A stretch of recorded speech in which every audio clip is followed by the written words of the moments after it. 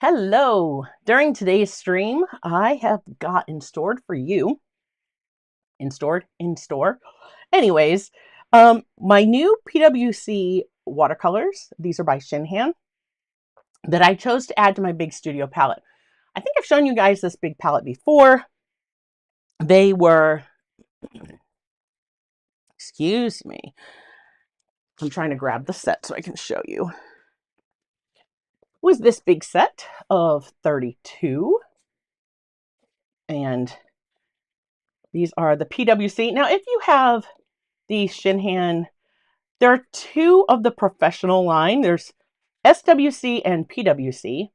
SWC are for the local market, and PWC are for the global market. So the Shinhan PWC watercolors, I'm going to talk about them in just a couple moments. In addition, we're going to do a spontaneous painting with them today. I think I'm going to use some of my new colors for the painting and really limit my palette just to see how I like them, how they mix, how they work with each other. I may pull some other colors from the palette. I'm not going to say I will only use these colors, but we'll see. Again, it's going to be spontaneous. So I have kind of something general, like a general idea in mind, but nothing planned out. Very loose, very intuitive, just going to see where it takes me. In addition, I had received a request from a channel member, and it came through the Discord server. That is one of the best perks if you are a member of the channel or a patron. Definitely want to get connected to the Discord. And it was to see if I could mix, excuse me, a Mayan Blue dupe. Now, when I had looked up information, because I haven't even swatched this yet, I got it in. This is my handwriting, so just disregard for now. But I had got this in, and because I was asked, if I send this to you, can you try to mix a dupe? And I'm probably going to grab my, I forgot to unbury them. It's going to be fun. You never know what's going to happen live on a Thursday, folks. You have to stop by and see. Anyhow, I was going to try to use my Daniel Smith colors to mix this because she uses Daniel Smith. And of course, this is a Daniel Smith color. Now, she said Mayan Blue Genuine, and I messaged her on Discord before the stream started because when I had looked on Blick, I was trying to look up Mayan Blue Genuine because I wanted to get any information that I could. And they didn't have a Mayan Blue Genuine. It just showed Mayan Dark Blue. So I was like, was it a mistake? Did she say Mayan Blue Genuine but meant Mayan Dark Blue? Because Mayan Dark Blue is a PB82, which is Mayan Chrome Blue. That'd be like that technical name. Anyways, the pigment name. And then Mayan Dark Blue is the color name, what Daniel Smith has named the color. So I don't know if this is that or if this is in fact Mayan Blue Genuine. Because I went and I looked up, of course, I went to Daniel Smith and I looked up all their information. And even in my own color chart that I refer back to, I didn't link this in the description. I'll have to see if I can find the link for this again and link it for you because I have all the Daniel Smith color and the color / pigments and characteristics. So it tells me everything about all the colors and the complete line. Now, that said, there is both a Mayan Blue Genuine and a Mayan Dark Blue. Both of them are very good light fast as far as their light fast rating. Of course, the pigment for Mayan Blue Genuine says Genuine Mayan Blue. And the pigment for Mayan Dark Blue is the PB82. They're both low staining. Mayan Blue Genuine is granulating and the Mayan blue, or the Mayan dark blue, is non-granulating. Mayan blue genuine is transparent, and the Mayan dark blue is semi-transparent. So these are going to have some very different characteristics depending on what in fact this is and what she is hoping that I can mix. So hopefully we will see Wildflower in the chat today. If you see her in the live chat, let her know that I have that question, because we're going to get to that a little bit later. I wanted to do this after I talk about these colors, so that hopefully she will be here, because she's usually here on Thursdays and can actually see this happen live and input in case she has any questions. Okay, so Mayan Blue Genuine, and the swatch from Daniel Smith looks like this. That's got quite a green look to it. And the Mayan, oh no, I think, yes, okay. Yeah, Mayan Blue Genuine, and then the Mayan Dark Blue. You see the difference? These are two very different colors according to Daniel Smith's swatches on their website. So at first look, this looks really dark and really blue, kind of like that Mayan Dark Blue.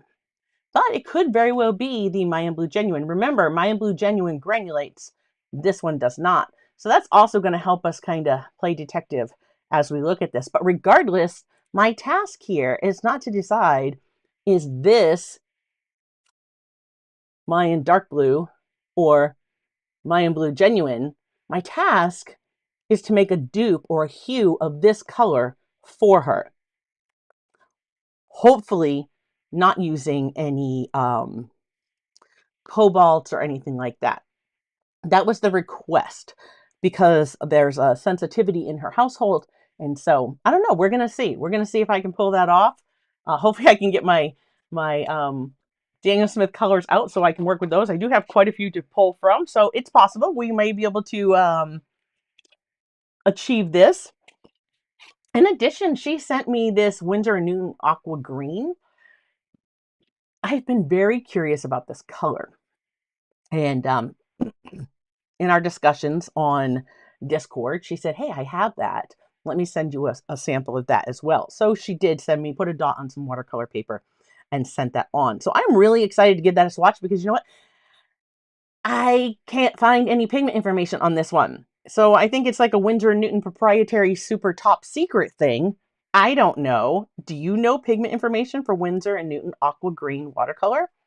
If you do, drop it in the chat, whether you're here live or you're watching on the replay. I would love to have a conversation in the comments about it, because Winsor & Newton Aqua Green, like, why they give us pigment information about just about everything else. Why can't we get it on this one? What's the big secret? Let's see if we can discover what it is. If we have time, we're going to take a look at that one as well. I will at the very least swatch it for you so you guys can see why I liked it so much. So we're going to set those aside, and we're going to talk about the new Shinhan. Let me just make these kind of disappear for right now. The Shinhan PWC watercolors. I have, if I bury those, I'll never find them again. I'm setting them off to my right. These little guys, I won't remember. Okay. The Shinhan PWC watercolors. So I had this set of 32. And full disclosure, first time I shared these, I told you guys that they were a gift. So I did not purchase these with my own money, but they did not come from the company either. Okay, so they were a gift, and any opinions on them are 100% my own. Now, one thing that I did when I put these together the first time, this color was in the corner. This one was here. This one was here. This one was up here. And I'm pretty sure I've shown you guys my big swatch card for these. Oh, and there was nothing here, because on this palette, and this is a Meeden ceramic palette. So, hi, Tara. If you like this palette, this is a meet-in. It is ceramic. This is holding, well, right now, 33, 34, 35, 36, 37 colors. But normally, the way this is set up, you see the little trough here to this spot? That would be like if you wanted to wash off your palette, you could wash everything off and then tip that water off into this corner and off your palette. I decided, you know what, I rarely take my palette to the sink and clean something like that off where I'd have a lot of water that I needed to take off. So I added one of my new colors there. And I know that anytime I need to clean this up in between painting, I'm just going to give it a spritz with some water and wipe it down with a paper towel or a tissue or something like that. So I was like, you know what, I'm going to take advantage of this spot. Oh, and I forgot to write my color there. I'll have to fill that in. One of the things that I like about this palette, and I'll show you right now, I might smudge this because it's going to be wet. Usually I let it dry. This is a pigment liner. This one is a Uni-Pen fine line, but you could use whatever. You can use a micron, whatever you want.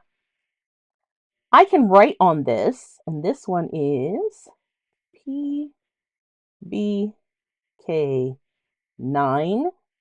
Actually, see, it wipes off very easily when it's wet. I'm going to do it in order with these because the sticker's on that side, and I'll show you what I mean in a moment. I just love the way this is, the way this can be set up. Now, I could have put my stickers down here, but I was like, I can already see here. If I wanted to see like the color names, I could have put them down there. But when you put the lid on this palette, this one does have a lid. It would have like sat on those. So this is PB, oops, K9. It is a 3-star, and it is opaque. For Shinhan, 3-star is the best Lightfast rating. Okay, this is ivory black. And if I take these tubes off of here, excuse me, I can show you like how I label them. See the sides? I just put my color name, my pigment numbers, and their Lightfast rating and the transparency. That's what the squares represent. And I just kind of stick them on the side. So anytime I could see the actual color name. But yeah, you see how I have this one down here flat? That's because it's for one of these. I'll explain that in a second. But I could have done them all like that, and then I would have been able to see everything, but I thought that was kind of redundant. I mean, I just wrote them on here so I can see what my pigment numbers are. Because most of the time when I'm painting, I will tell you guys what the pigments are so that it doesn't matter what you're painting with. You can, if you have that pigment, then you can pretty much, you know, duplicate what I'm doing.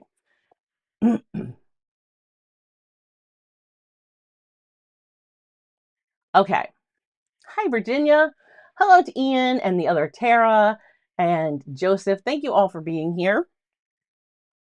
Joseph and Tara Giblin are the moderators on this channel. It is Art of Joseph Fincham. They both have channels here on YouTube, so if you have not already, I definitely encourage you, check them out. Okay. The original Shinhan colors. Why did I go with these? Like, why did I feel the need with 32 colors to bring in some more? And doesn't this look almost just like this? We're going to have a look at those too in a second. The reason I did that, made these choices, is because this one that was in the corner was opera pink, or they just call it opera.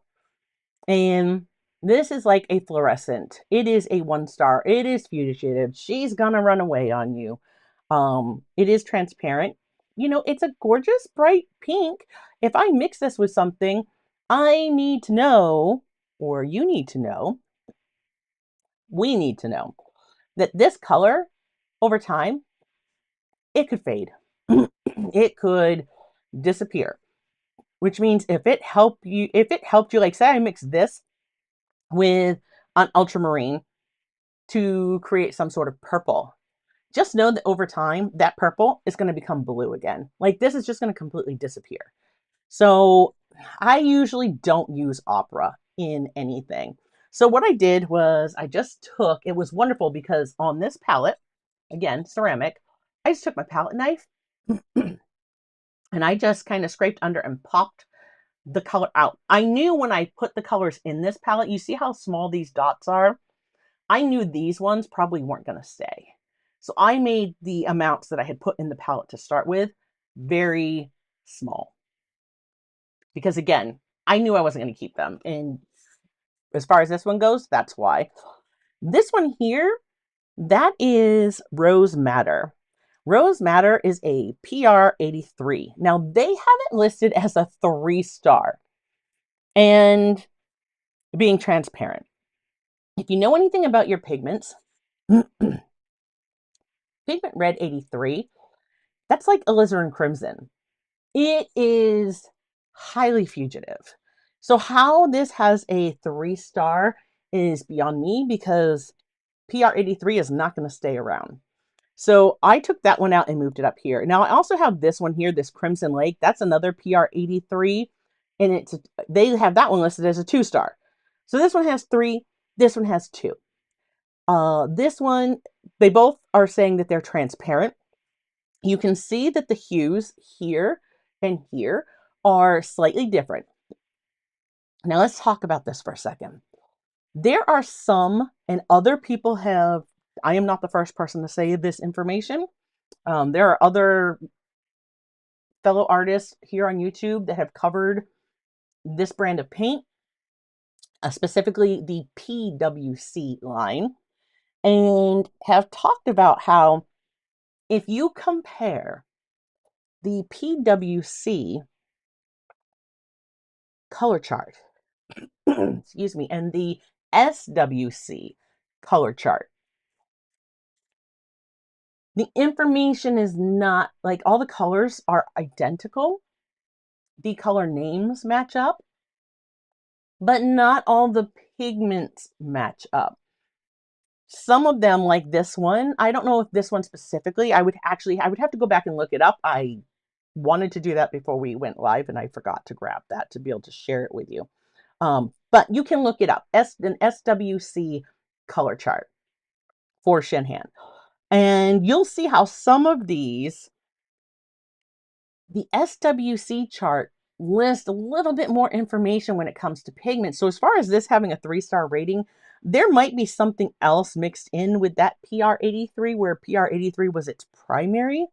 And I don't know if because we've had a lot of, in recent history, like here on YouTube, we've had a lot of sets come out that are like monopigment sets, and a lot of people have pushed monopigments and liking the there is a link in the description below, Ian, to Meeden. Ian was asking about this palette. He says, I gotta say, I love that palette. Do you have a referral link? So I don't know if I have this one specifically linked, but I do have a link to Meeden, and I think a link that will get you to the page with the ceramic, the mixing palette that I really like.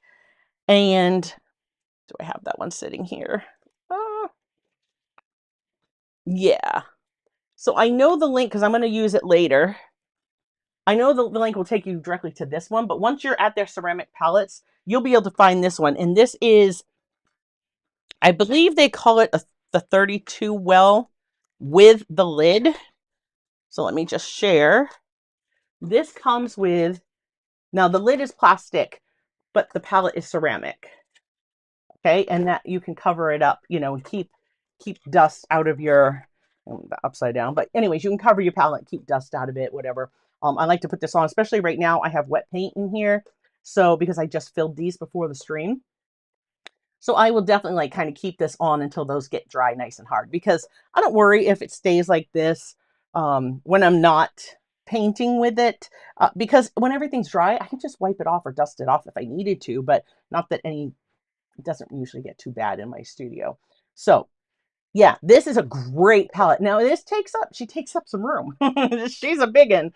That is, let's see, the actual, if we look at our actual surface here, how much of your surface is taking up, this is 28 centimeters or just over 11 inches this way.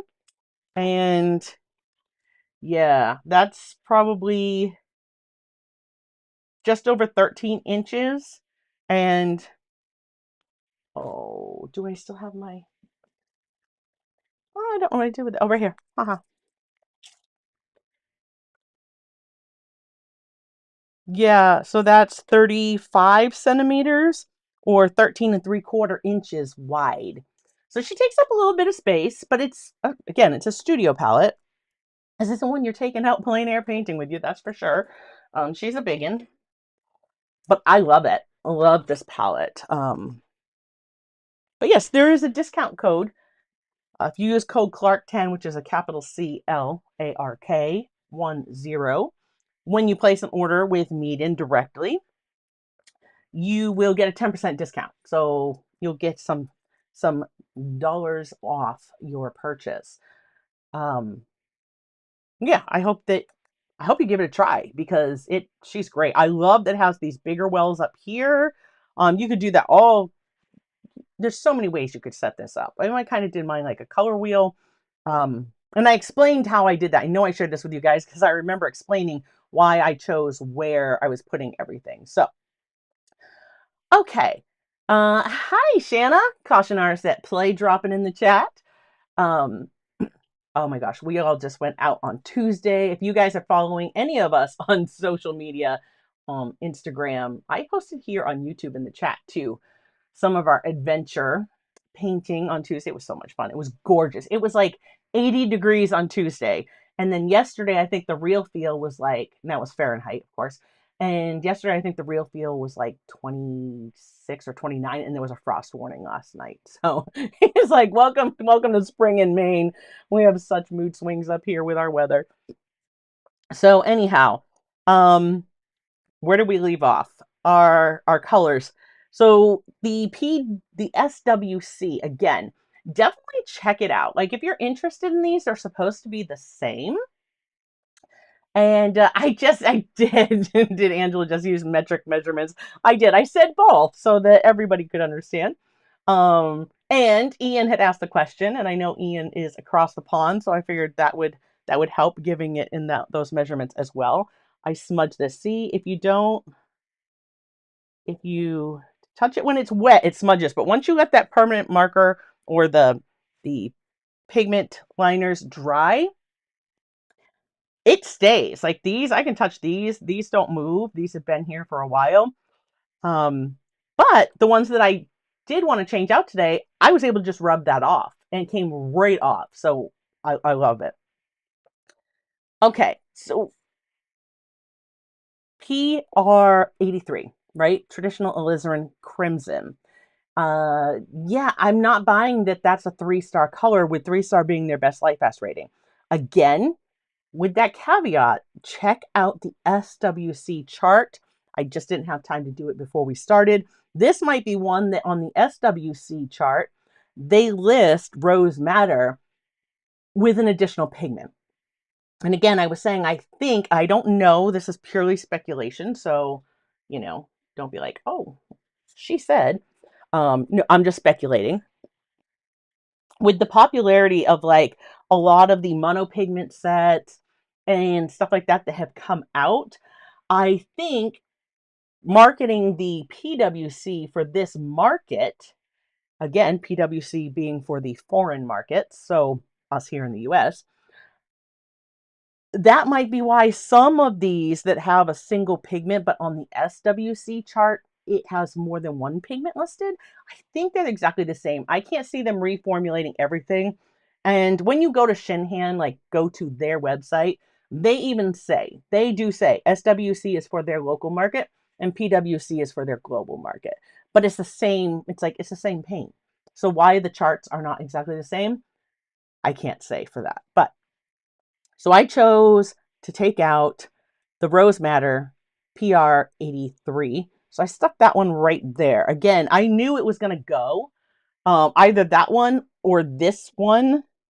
which is the Crimson Lake PR83. Again, a 2-star. Now that one I would believe its rating. I'm like, I think it's going to be, I don't even think it's going to be 2-star. I think it's going to be more apt to fade. Maybe not as fast as like the Opera would, being that BR1. It's just a fluorescent. So anyways, what did I replace those two with? Well, when I took the Opera out, I replaced that with the Permanent Magenta. And the Permanent Magenta is a PV19. Now the set already had a PV19 over here, which was Quin Red. These look very different. So let me just show you. I move things around. There it is. On my swatch card, this is what I replaced in there. This was that Permanent Magenta PV19. You see, it's very purpley. It has very cool undertones. This is definitely a purple or more blue leaning red than warm. So if we look at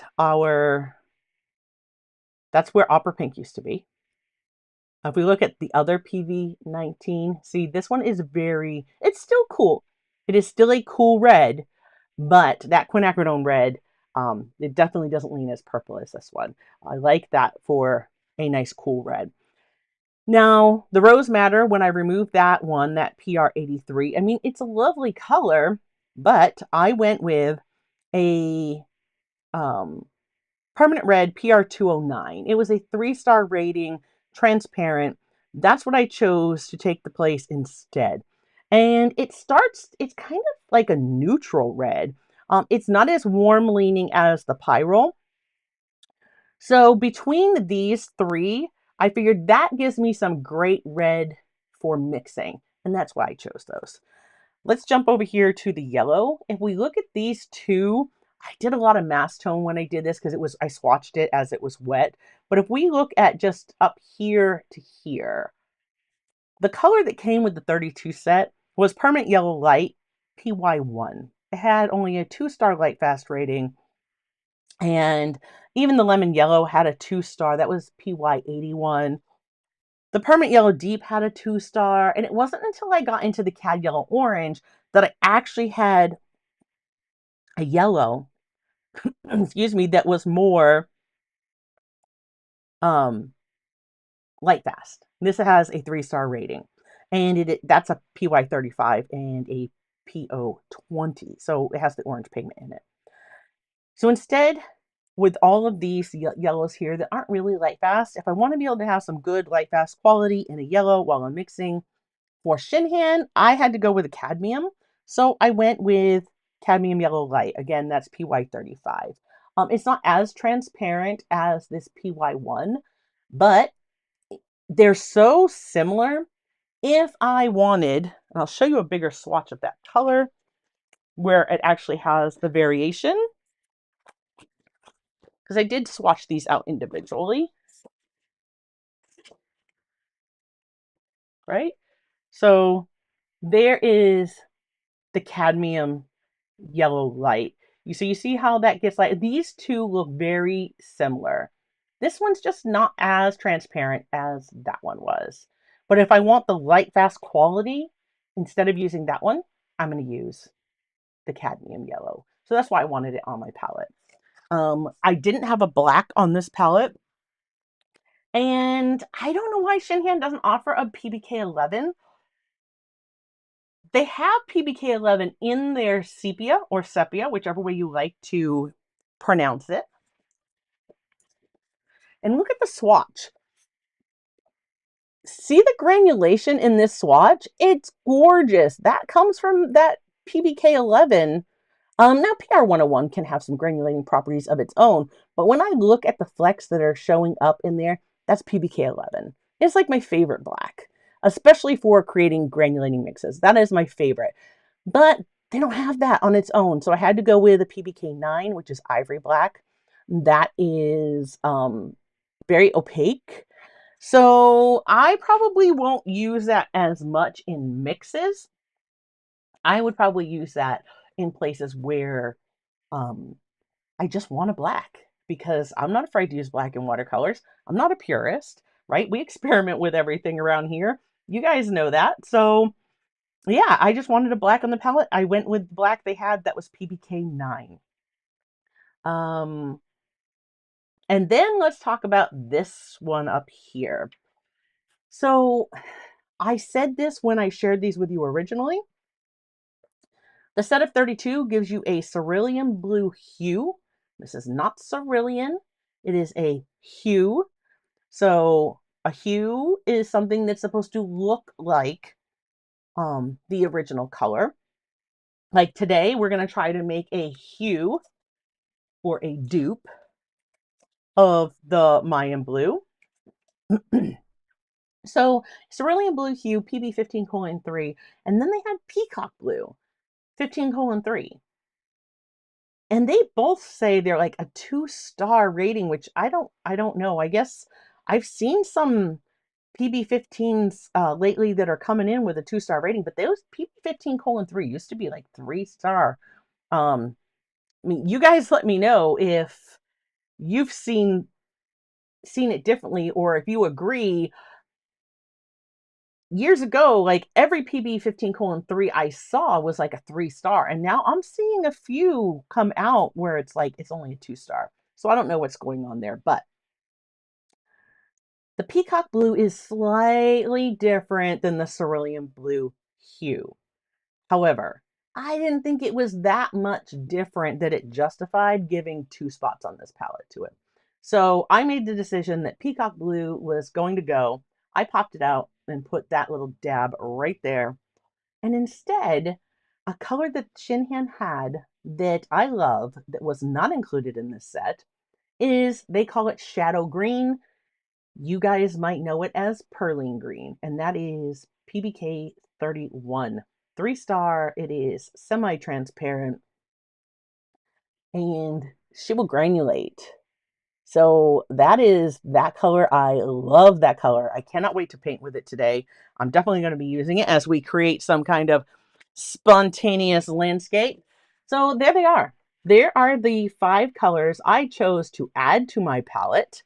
It was the permanent magenta, right? That was the PB19. The permanent red, that was the PR209. My cad yellow light, of course, PY35. Shadow green, PBK. Remember, that's a black pigment. Shadow green or Perling green is not actually a green pigment. It's a pigment black, 31. And the ivory black, and that was PBK 9. So let me know, what do you guys think of those colors? Were they good choices? Like I said, there's other spots here that I will probably change if I find things in the future, or if I keep working this as a studio palette and I decide to bring like other brands in as I use up some of these things, like this PR83 would go for sure, because I know it's not light fast. And if it's my studio palette, I don't have to question it. Another one, this PO16 says it's a 1-star. That is, they call it vermilion hue, PO16. That would definitely be one that would go. If anything that was a 1-star would definitely go. There are other things, that I don't know, that I like how they have the PG8s. These two look very different. Again, if you want to see the colors that are on here now, there is, let me just kind of back that off for you. There's a better look at what's on the Shinhan. So you can see what the original 32 colors were, plus the 5 that I have swapped out and added. There are definitely going to be some that could change in the future, but you know what? For now, I just want to paint with these and see, how do I like them. Are they colors that I'm going to love to paint with and would want to continue to have? Or is this something that I'm like, I would use these? Because again, like I said, the original 32 set was a gift. So are they something that I would like to paint with, and then maybe if I used them up, I wouldn't replace them? I don't know. I can't say for sure, because I don't have enough paintings in on these colors. So let's talk about some colors. I'm going to take my Meeden. I think I'm gonna use if I can fit this. Will this fit? Ooh. All right. That might be iffy. I wanted to use the bigger block today, just because I want to do a nice big spontaneous painting, and I want some height in some of what I'm thinking. Kind of thinking like an oval type composition. Again, spontaneous landscape, so we're thinking landscapes. Yes, there will be trees today. All right, I'm gonna kind of move this. Actually, I'm gonna turn this because I don't usually grab most for my reds. Um, I'm gonna turn it like that.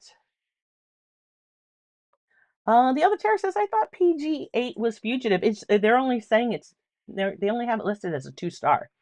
So as far as that, I mean, it doesn't have an excellent like fast rating. So again, that was in this set. Oh, I really messed that one up, didn't I? I'll have to rewrite that later when I'm done so it won't smudge. That was the PBK 31. Um, There was quite a few. And I think I mentioned that you can go back and watch the original video where I covered these. And it probably was in a live stream, so you'd have to click the tab for live and look. But there are quite a few. I mean, look at the 2 dots that are on there. There's 1, 2, 3, 4 on that side. And then 1, 2, 3, 4 on that side.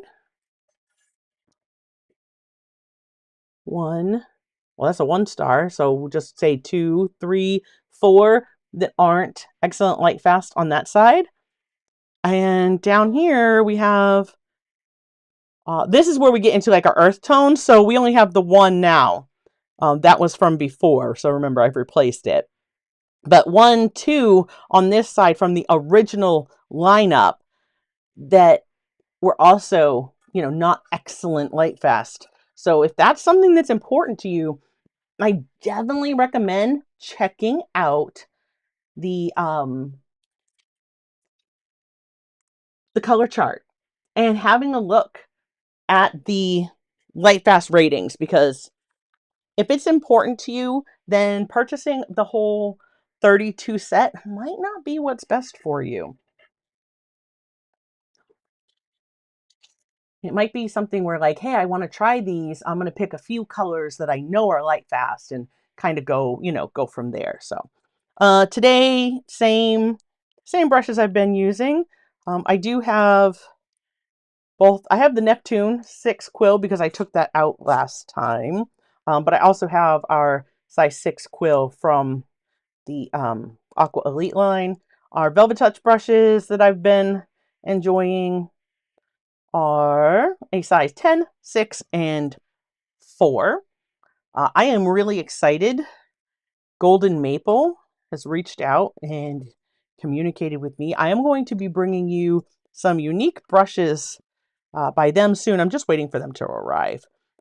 So once those come in, there's some, I guess, specialty brushes, if you would, that they're sending me that I think, at least I hope, I'm going to be able to do some beautiful tree work with. Of course, I say tree work. These could be used for more than just trees, but that's, of course, what I had in mind. But they're like a needlepoint brush.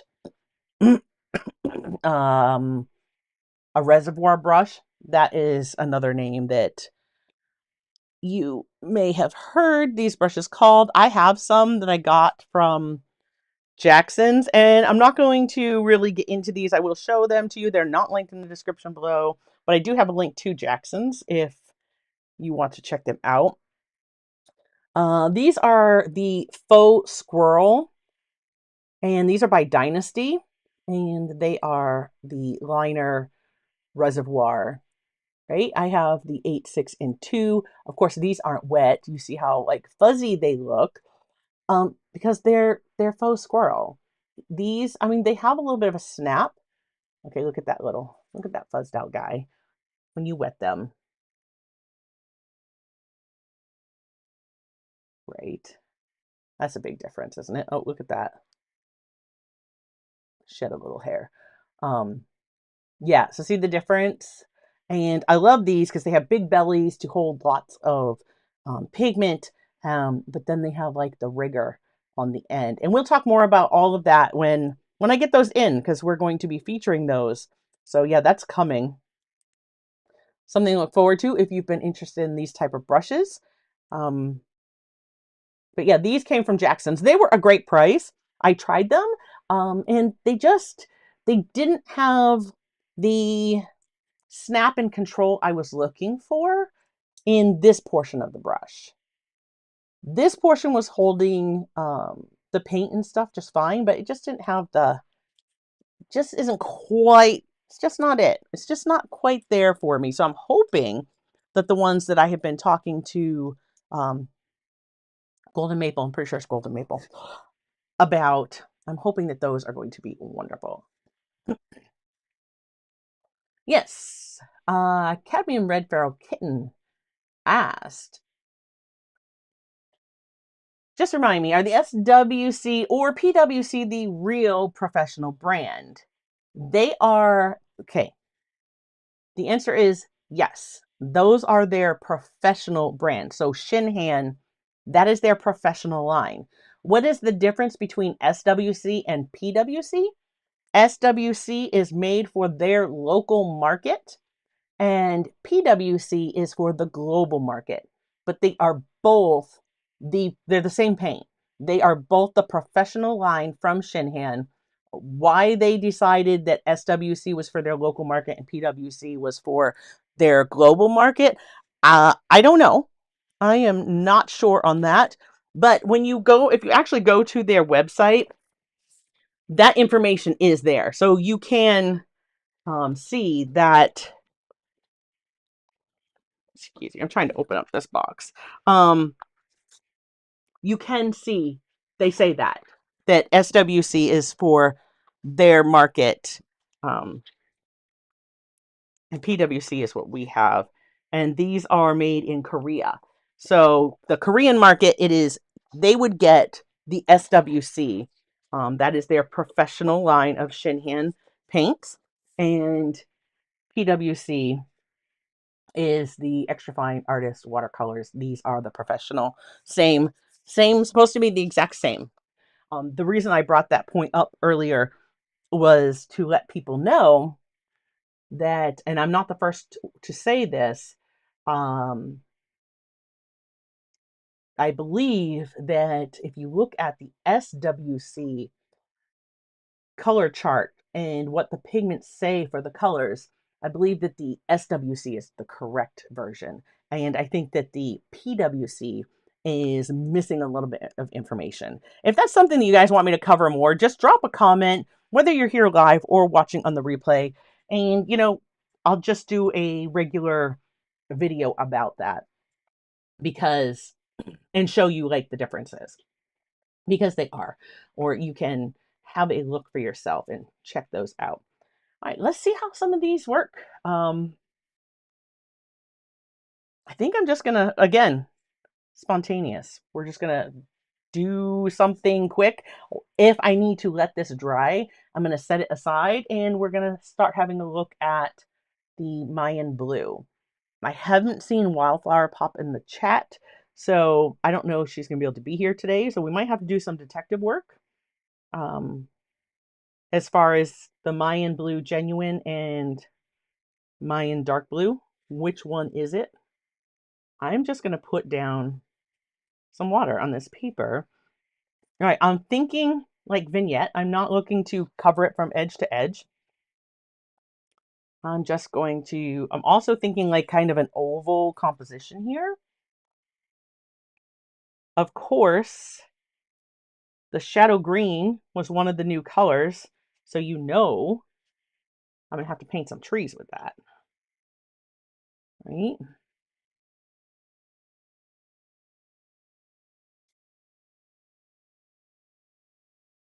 All right, so I've just kind of wet that. You can see, I think I want to smooth that out. Now that I tip that and I can actually see the reflection on my monitor, we're just gonna kind of soften around. All right, that'd be nice and wet.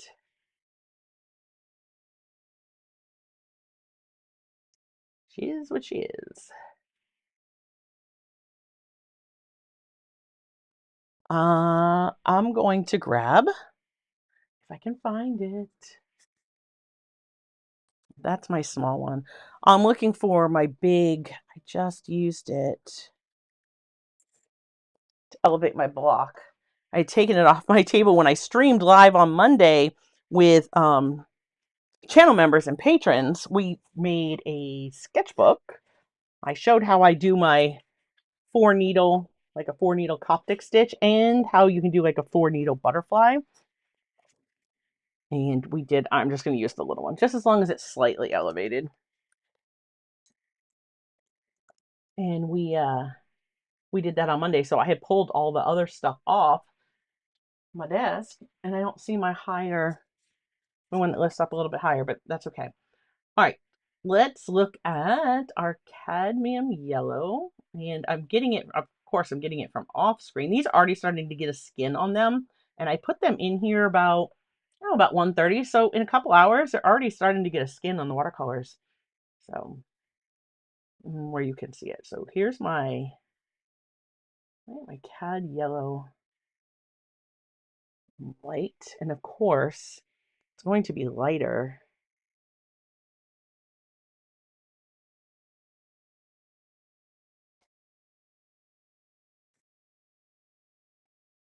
Let's bring in a little bit of that new red. So this is the permanent red, PR 209.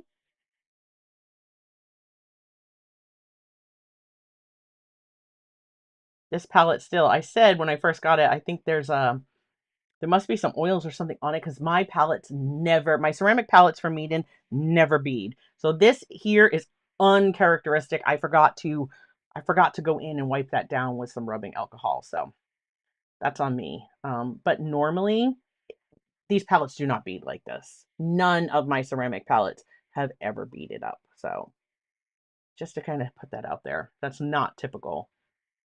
All right, mix those two together. Let's drop some of this in.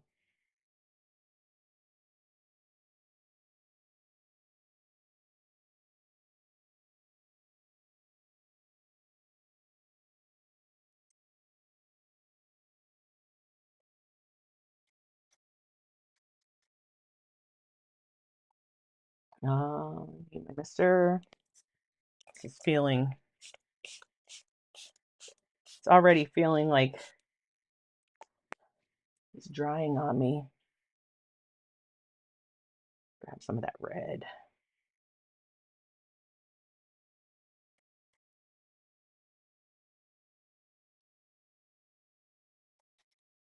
Again, I'm not going to go all the way to the edges. It's not what I'm looking for today.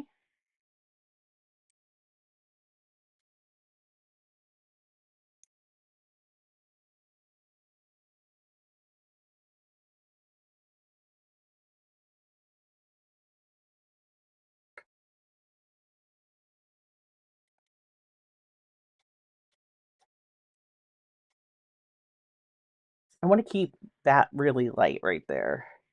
So I'm trying not to pull any paint through that section.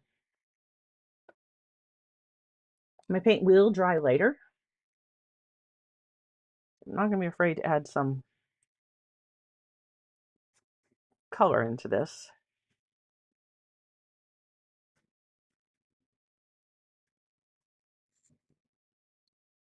Let's kind of take up a little bit more of this red. I'm going to bring that up a little further because I'm going to bring a little bit of blue.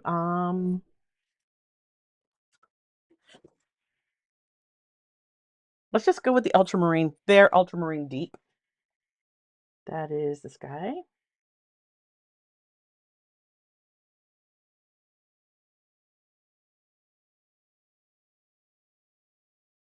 Let's bring a little bit of that in up here. Because see, if that mixes in with my red, we're just going to get some little bit of purples at that transition. And that's fine. We don't mind that.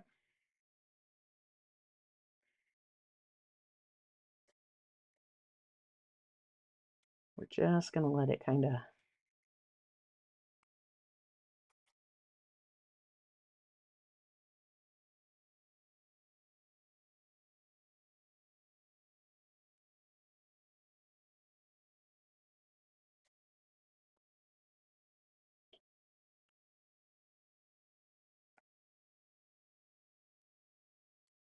blend and mix and do its thing. Again, this is just spontaneous. I'm not looking at any reference. Maybe whatever, like an intuitive style, whatever happens, happens.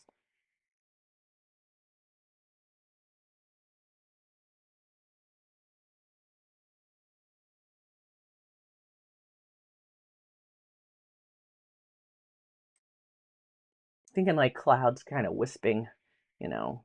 What are those? Are those stratus clouds, like the thin ones?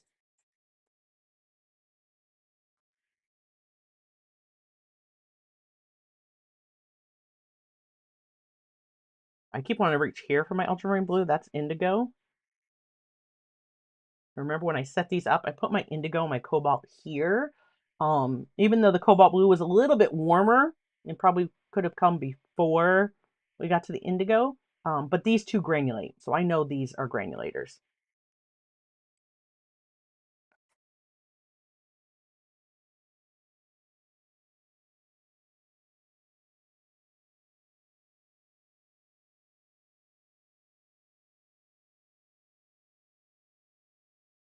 I mean, if I want any shadow under any of these, I could bring in a little bit.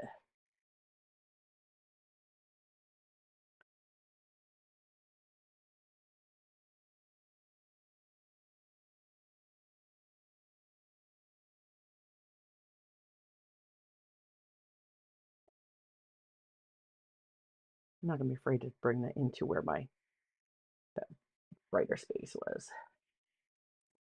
All right. So I've just clean brush, gotten some of that color out because I just want to kind of soften up a little bit on the blending here. Right?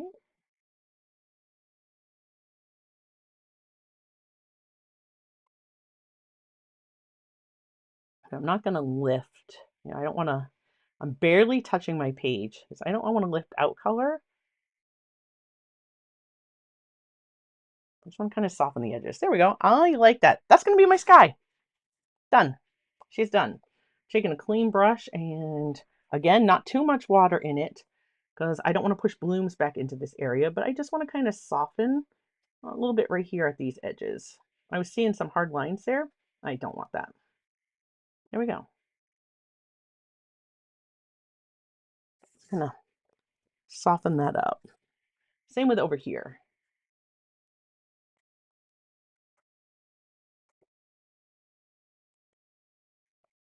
And I want to let this dry before I come in with what's going to be on top.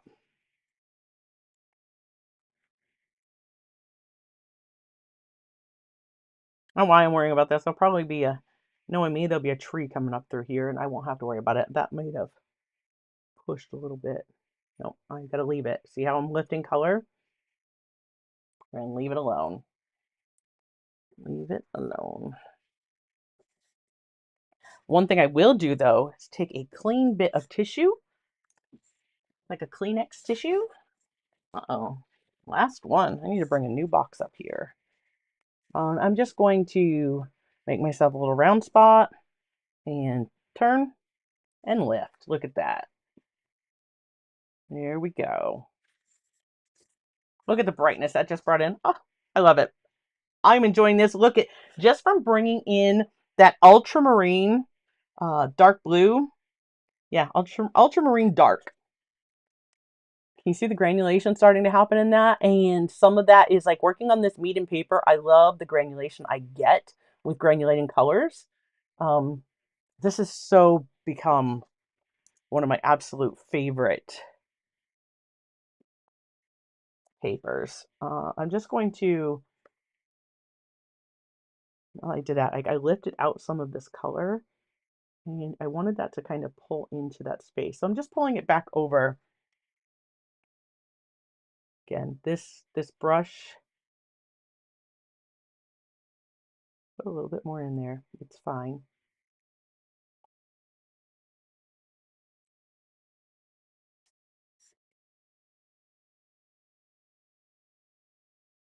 Don't want a lot of water because I'll quickly lift it right out.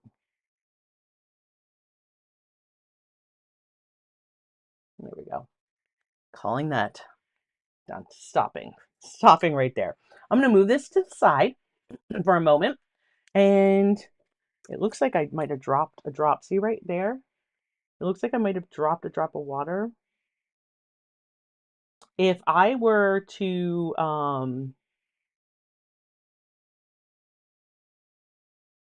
mist this right now, it would cause like little speckles all over it. So I want to be very careful. I don't want to get water on it. I'm really liking the way that's coming out so far. I'm seeing a speck there, and there we go. Okay, let's set that aside. And while that does a little drying naturally on its own, let me swatch these out for you and show you. Again, Wildflower, you guys see Wildflower in the chat here on our live streams often. Pulling some of that glue. This is just a piece of the B watercolor paper. It's a cellulose paper. I've shared that with you guys many times. The B watercolor paper, or B paper, is now owned by Royal Langnickel. So it's still one of my favorite, papers. All right, let's take a look at this. Now, again, I shared with you, and I'm going to bring these back up on the screen so that you can see them, since I don't see Wildflower in the live chat. She said this is Mayan Blue Genuine. That's what she wrote when she sent this to me, Mayan Blue Genuine, and wanted me to be able to mix a dupe of this color. Well, let's just take a look at this. She sent a great size watercolor. Wow, like a dot card. Look at that on there.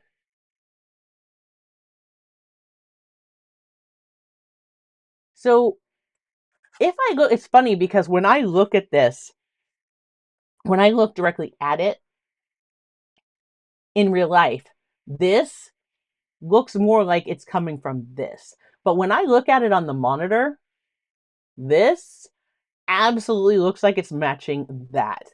And this is one of those colors that is possible that it just doesn't photograph well. Like it doesn't photograph at the way you see it. Because if you look at the swatch on the screen here, the Mayan Blue Genuine looks very much green to me. And what I'm seeing on my swatch on the monitor looks very much green, like it is the same. But what I see in person, this is very much blue. It is very blue. So I'm going to have to, based on what I'm seeing there, say that yes, she is probably absolutely correct in what she said. This is a Mayan Blue Genuine. The light fast rating would be very good. Again, this is Daniel Smith. And yeah, so let's not pay any attention to that rate there. In fact, Mayan Dark Blue would be PB82, but after seeing that on the camera, I believe that it is exactly what she said it was.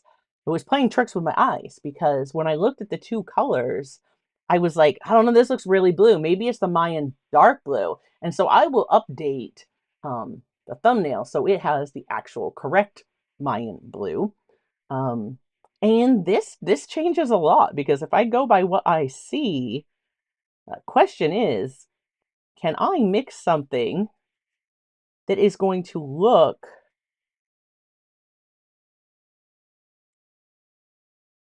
like this Mayan Blue Genuine in person, yes, if I mix this, but will they still show up on screen for you guys looking as green as this does? Because again, in real life, this is blue. I mean, this is blue, is blue, is blue. Does not look green at all. So if you are interested in this color and you buy the actual Mayan Blue Genuine, it's not going to look green in person. Just know that. Please take my word for it. It is not going to look green in person. All right, so let's see. And it doesn't feel like it wants to. Feels like it might be one of those watercolors that's like me, slow to wake up.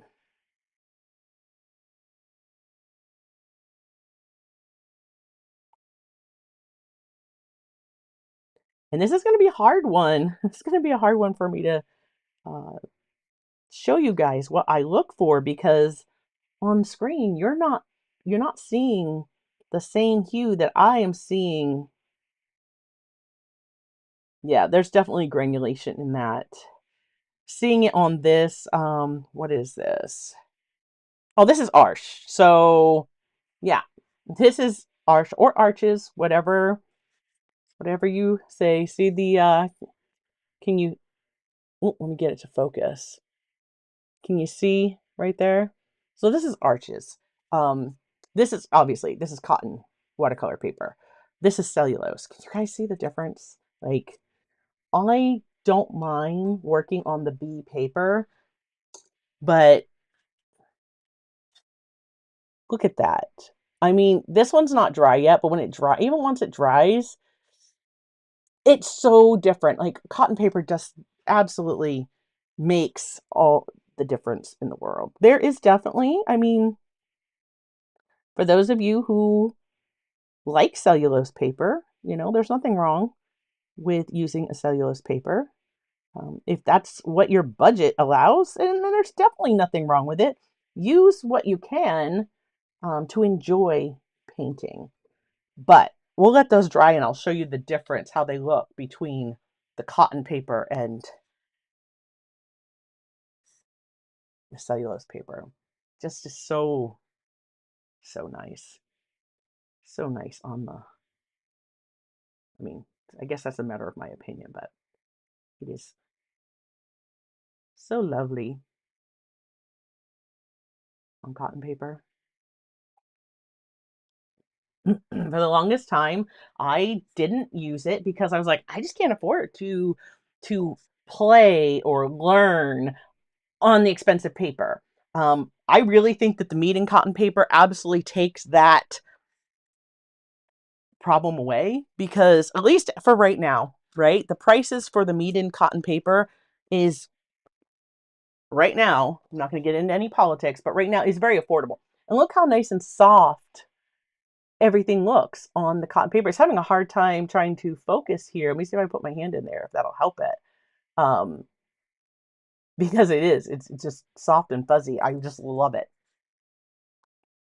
Yeah, so Cadmium Red Feral Kitten says, on screen it looks like Daniel Smith Cobalt Green, deep, right? A dark forest green with granulation. Yeah, but that is not what you see in person. What you see in person is a very cool blue. So if we break down like, ouch, sorry, if we break down like how when I mix a color or when I want to make a hue of something. So I'm going to make this guy disappear because that's just not what I'm sorry, but that's just not what we're dealing with. We are definitely dealing with the genuine. And again, that's what she said, so I'm sure she had it correct. When I went looking on Blick, I couldn't find the Mayan Blue Genuine. It might have been there. I just didn't see it. But when I look at colors, when I'm trying to mix a hue, first thing I do is look at what are the undertones. What am I seeing? This is a very cool blue, but not quite phthalo. Like phthalo would be a very unnatural blue. If I looked at say a lunar blue. Lunar blue is made with phthalo blue. I think that would be similar, but the granulation in a lunar blue is PBK11. So you actually see those black particles floating on top. Now, if I mixed this, if I wanted the blue, because you can see the particles you're seeing float on top are blue. If I mix this with an ultramarine, that's such a warm blue. It's not going to give me this. I need a blue that is cool leaning, that has some granulation.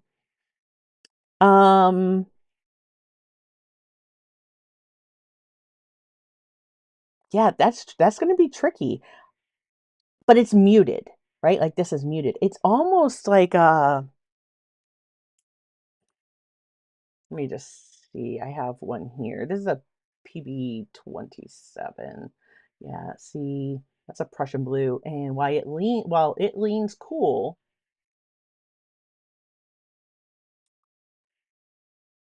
so that's PB27.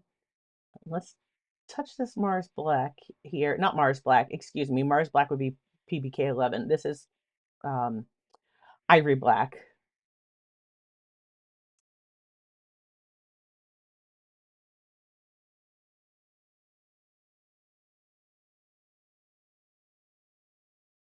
Prussian blue.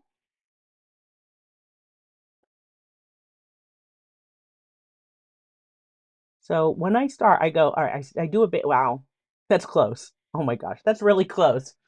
Um, so that was the Shinhan PB27 and the PBK9. You're seeing more blue leaning here, but when I look at these two together, they're very close. They're darn similar. Um, but we want that. We're going to want granulation. I mean, it's subtle, it's soft. It's not like a heavy like we get with French ultramarine.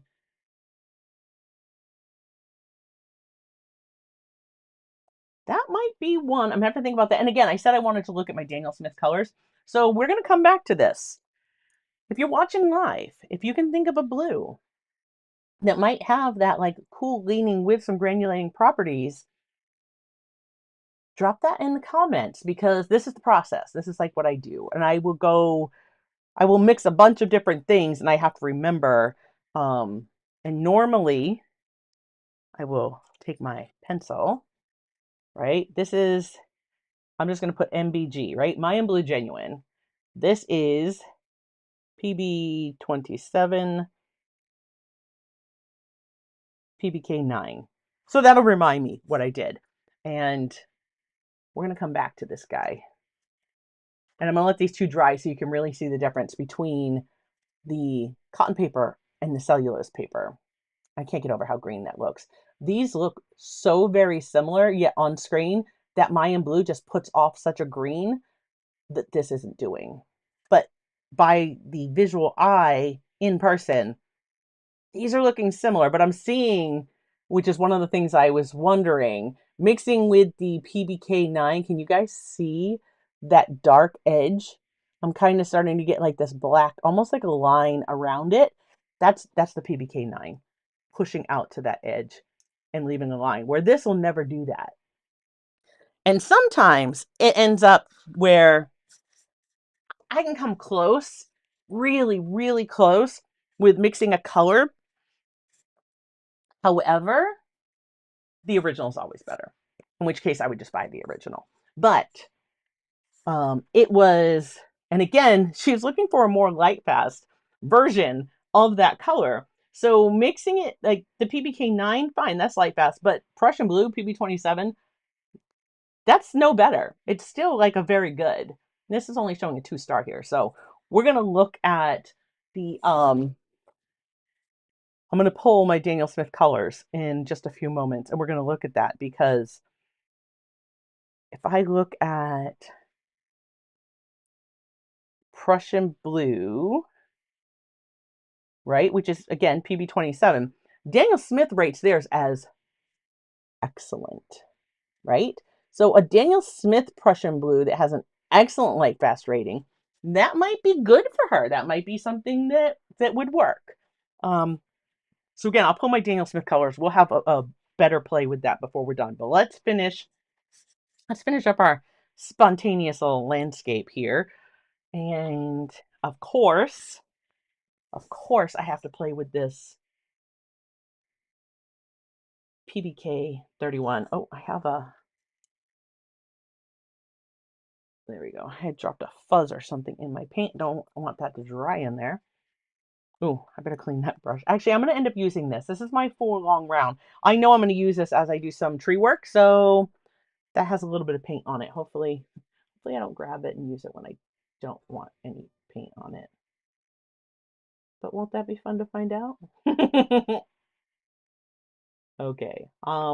That is still very, so it's just starting to kind of get a skin on it. So I just kind of tapped into it. I've got more than enough on my brush. So I'm going to bring that right over here. Just kind of plop it on my palette here. So I'm going to have a play. I'm going to be using the PBK 31 and the PBK 9 because again, I wanted to use those new colors. Oh, I should have used the permanent magenta when I did my sky. Darn, I didn't think about that because then it would have brought all those new colors in. Oh well, she is what she is now. Look at that. I love Perlene green. And again, Shinhan does not call it Perlene green. They call it shadow green. Same pigment. Same pigment. So remember, any brand can call it whatever they want. Somebody could call it like most beautiful forest green, and that would be fine too. All right. First, I want to wet this again. Now that this, I'm gonna heat this because I can feel it's still rippled. I can feel it's still cool. I want to make this good and dry because I don't want to lift it off. Um, and I don't want to push blooms. If I make this good and dry, my next layer should be able to, I should be able to mist it without getting those little speckles that I was talking about. So I'm going to give it a quick dry. If you have any questions or comments, if you're here watching live, drop them in the chat now and I will address those after I'm done with the dryer.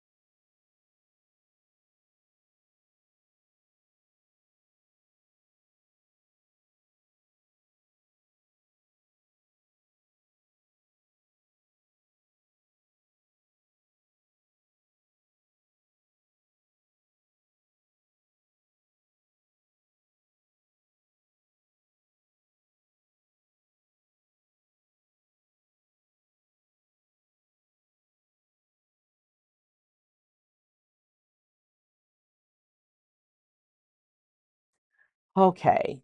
You know what I was thinking as I was doing that? What if before we go in with like our darker greens and stuff, we're going to get like some silhouetting because I want this sun to feel like it's really bright back there. But what if we put some more distant stuff? Maybe we will bring this permanent magenta in, right? I'm just going to give a spritz. I'm just kind of doing this bottom half, right? Now,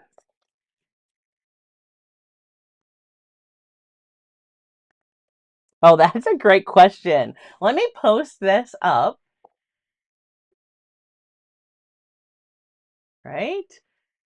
If you are watching live or if you're watching on the replay, drop a comment and let us know. Let's have a conversation about that because that's one of my favorite pigments. And do you have a favorite brand? Is one brand's version of PBK 31 a favorite for you? That was a great question, Tara. Cerulean blue chromium. So if you're talking cerulean blue, which, oh, see, this side still beads. See, this side's not beading at all. It's just right here. I got to really do some scrubbing with some rubbing alcohol and get that fixed when I go to clean this palette off. Look at that. It's so pretty. All right, we're going to use that and we're going to do some distant. Let's see if we can make some like distant trees. For the cool blue that would granulate, yeah. Now I think the only thing with that, because isn't that cerulean blue chromium, isn't that PB 38? In which case it would be like a cobalt.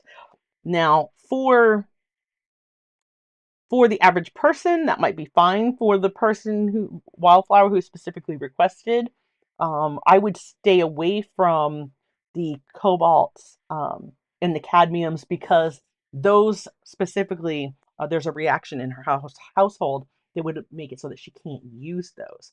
But if I have that color, we could absolutely, if I have that pigment, we could absolutely take a look and see how that looks in a mix because yeah, PB38, right? Or PB36, excuse me, PB36, cerulean blue chromium, PB36, yes. And you just posted that right there on, I just saw it come in on my side as well. So yeah, PB36, I think that's a cobalt pigment as well, the cerulean. However, for the average person watching, that might be just fine. Um, I know for her specifically, that one, I don't think that one will work. I wish she was here. I wish she was here to pop some input in the chat with us because that would be great. So I think I have that color with Daniel Smith. I'm like 99% positive that I might have that color or that pigment. So we'll have to take a look at that one. Please remind me again if I don't. Yeah, that's the cerulean is a tricky one because it doesn't say cobalt, right? But I am like 95% positive that those are also cobalts. I could be wrong. And if I am, please point me in the direction of accurate information because I don't want to be putting out information that's not correct.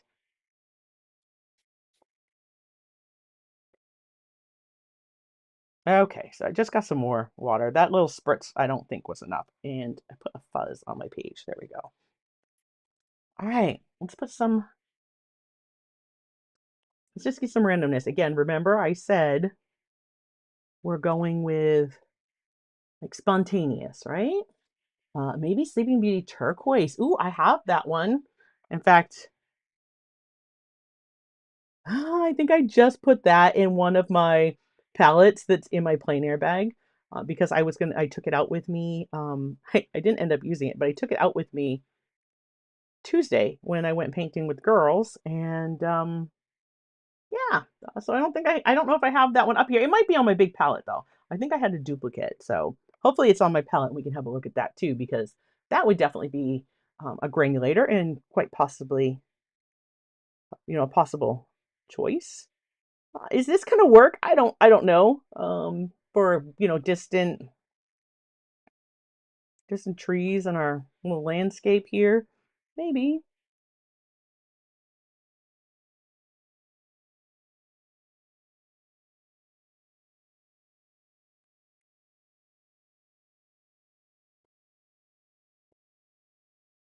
I don't really want hard edges. I'm gonna want these to feel like they're really pushed back.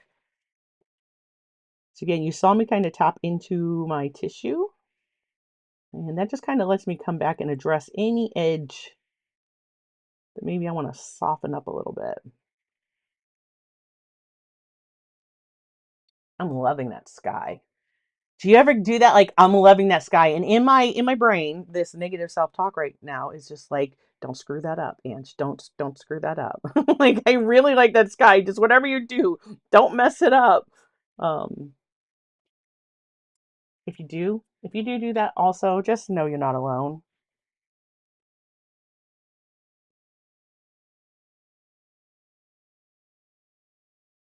But then I just tell myself, you know what? It'll be fine. It'll be fine, and you will figure it out.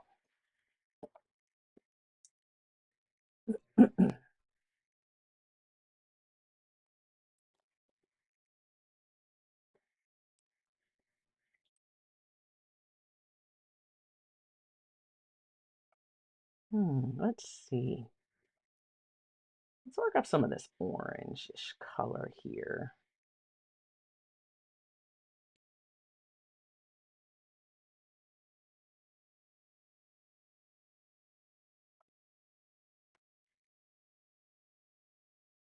I think my brush is just not quite big enough. I grabbed my 6 round, and I just want the big one. I got my 10. My size 10 round is where I'm going back to. And this was our cadmium yellow, one of the new colors, and a little bit of that new PR 209, the permanent red. Mix up. That red, of course, is always stronger. Bring more of that cad yellow light in here. There we go. I'm looking for some orange.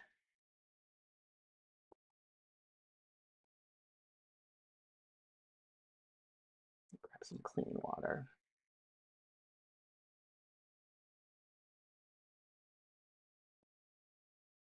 So again, what was in the original 32 set of the Shinhan PWC was the PY1. And if you don't want to use cadmiums, I can respect that. Just use the PY1. That would mix up the same, very similar color.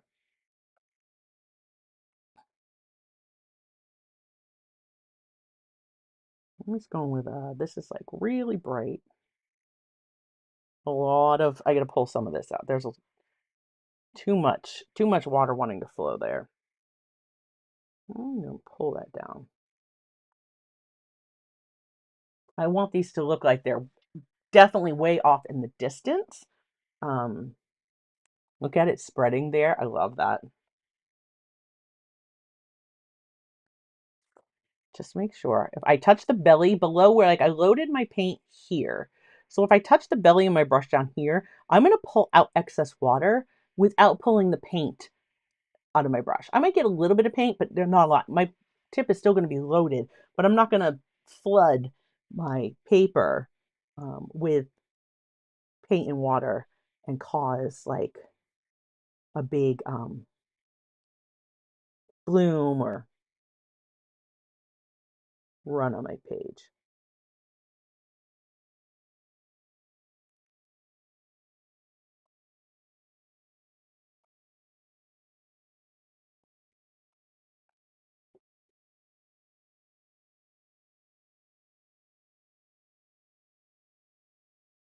As that's kind of wearing off, I'm just kind of bringing very light through. Right, much lighter. Let's drop a little bit of, let's grab a little bit of this, see if we can't get some shadows.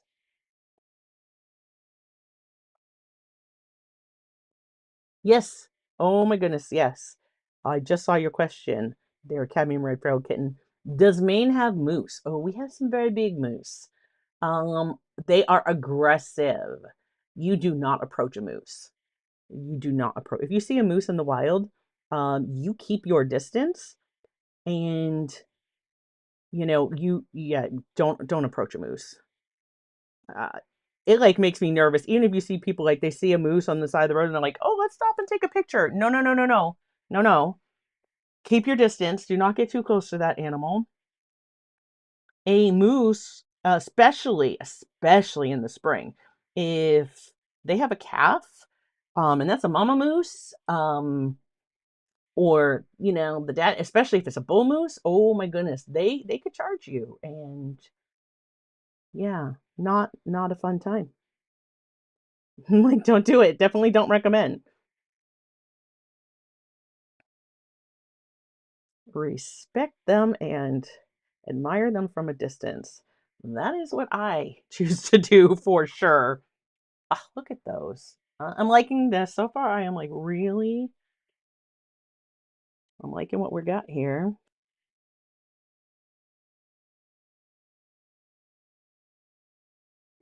Tap in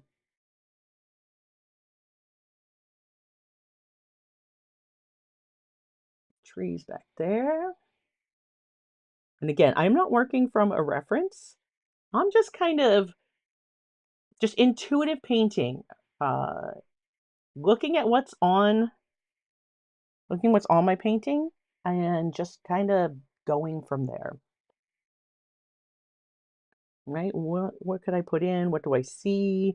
Um, it's not one of the spontaneous type where I just throw in a bunch of color and then what do I see? Like I'm actually like picking and choosing. And now I'm wondering, like, is the purling green? Again, here comes that almost negative self-talk, right? Is, oh my goodness, is my purling green gonna mess this up?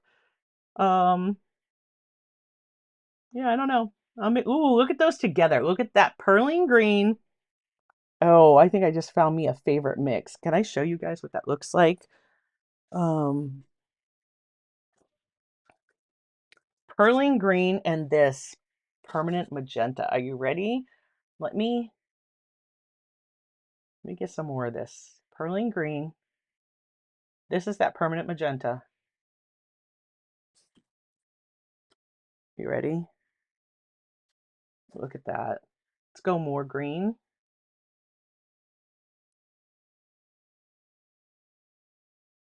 Oh, it would help if I show you guys, huh? Sorry about that. Oh, such a beautiful neutral. Oh, and I bet that's going to do some granulating. Okay.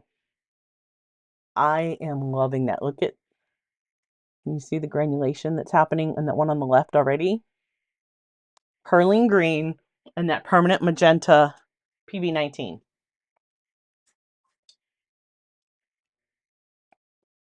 There's a mix for you. I want some of that. I want some of that for shadows over here. I think I need to give this a little spritz. Just going to grab my fine mister. I just want to mist the area where these little tree, oh, that was a lot. And got a little carried away. Just lifting up some of that water. I don't want it to be, I didn't want it to be too much, and I don't want it to mess with my sky. I love that. I love the way the sky is looking so far. Almost like a shadow violet. Yeah.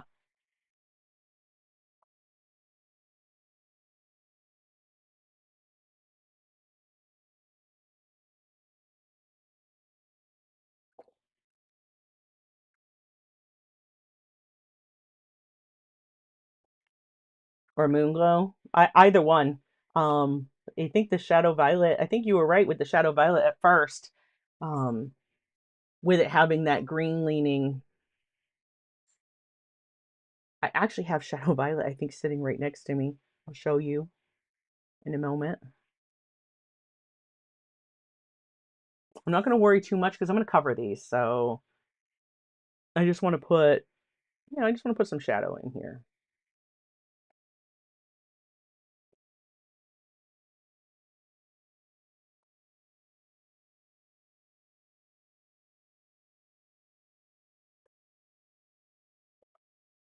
Ooh, let's take a little bit more. I'm working with my size 6 round again.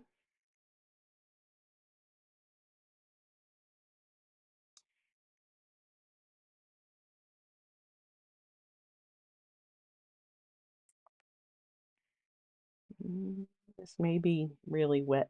Yeah, it's a little too wet.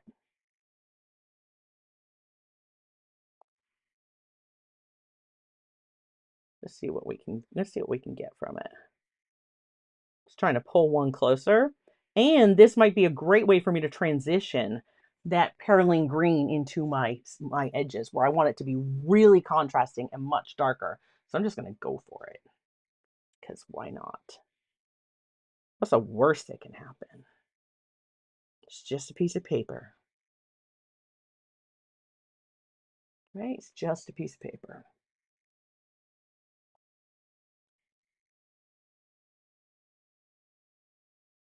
If there's something you really don't like, grab some gouache, paint right over it. Right? Gouache would have the opacity to help you cover something like that up. So, I love this color.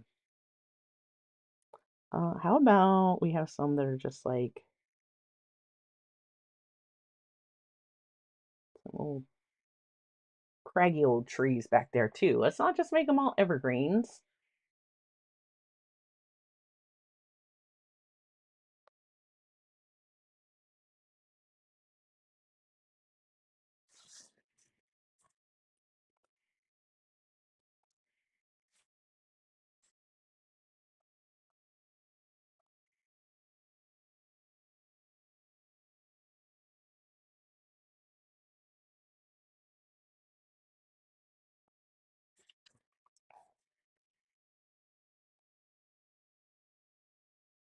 What time do we have? Okay.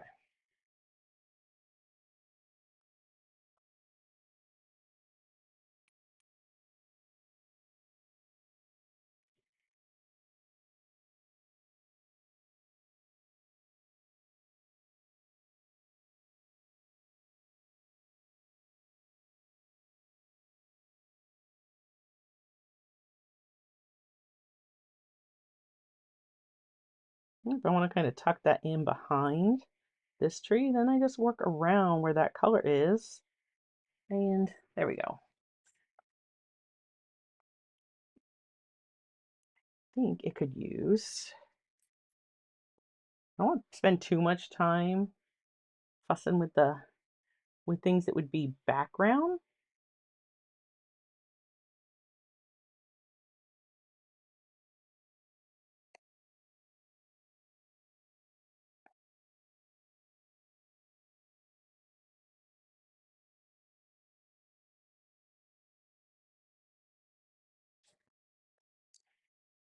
I'm trying to paint tiny little like branches, and I've got my size 6, my 4 long round.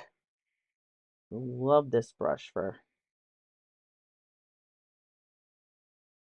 details.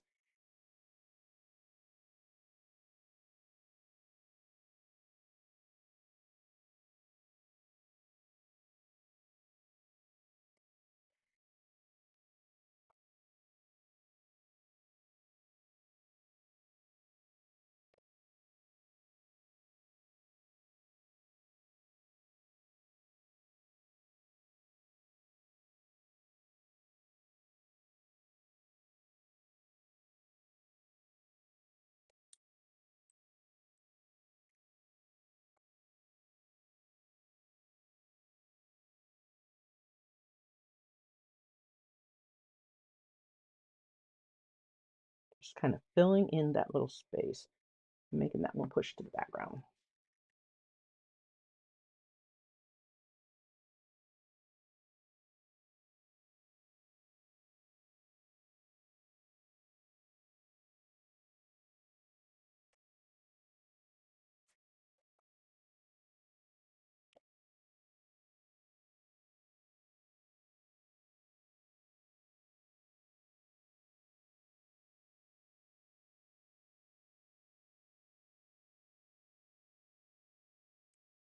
You guys paint evergreens. Do you find that you start, if you're doing a bunch, like I just noticed I was doing, like I was making them all exactly the same. Like as soon as I made my first stroke, I went immediately to almost the exact same location with the next stroke.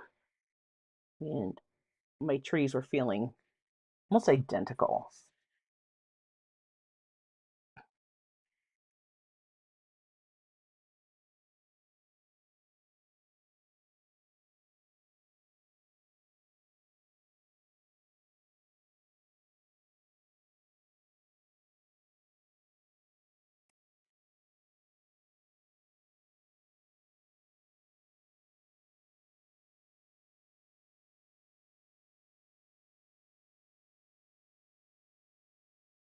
to those catching the sun back there.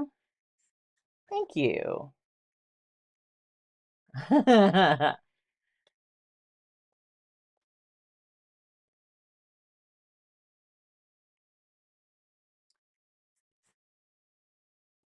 I I used to hate to paint. I was so intimidated to paint trees. I was like, oh my gosh, they do not look like trees. I mean, they were terrible. They were terrible, terrible trees.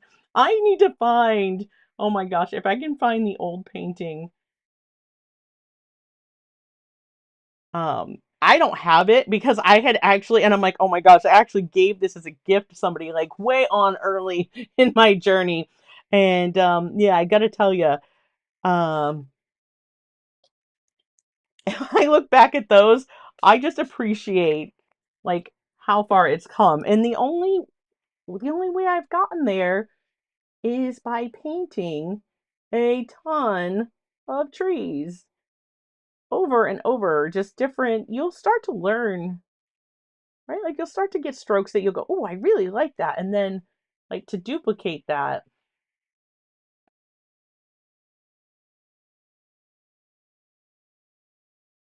I keep looking again, and I say this often to you guys, get a different perspective. Turn on that camera on your phone and have a peek at what you're painting through the lens of, through your screen on your phone, through the phone's camera. And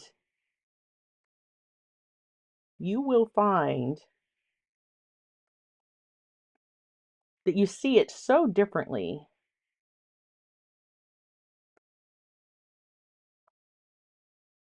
I gave my paper a little mist, and that's why when I come in, like, see here, it's a little drier down here.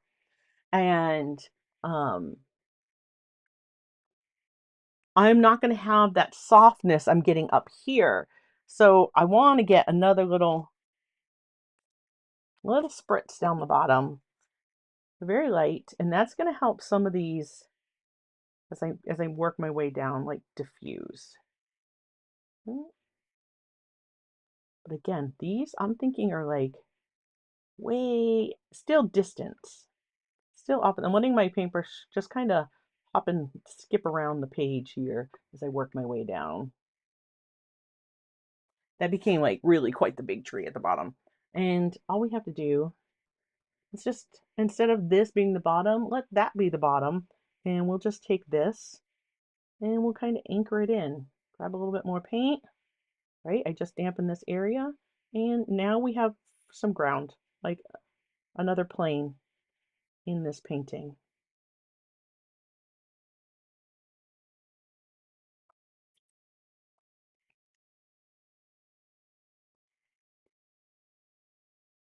Let's give him a little, as Bob would say, let's give him a friend. He lives right about here.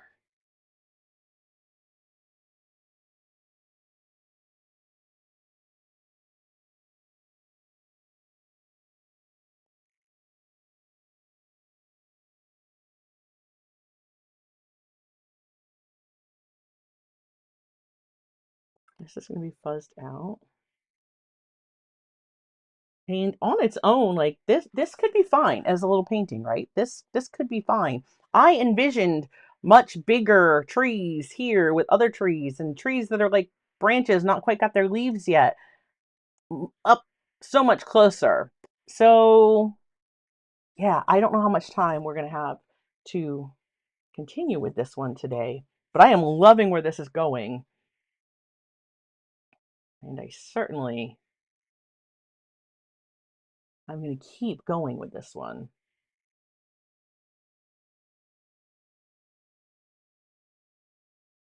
And I really think that mixing this perline green in with these is going to help me build to that more contrasting color with the perline.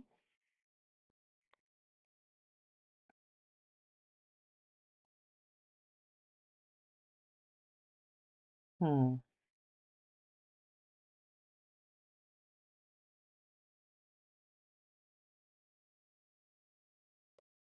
I think I'm going to leave those for now.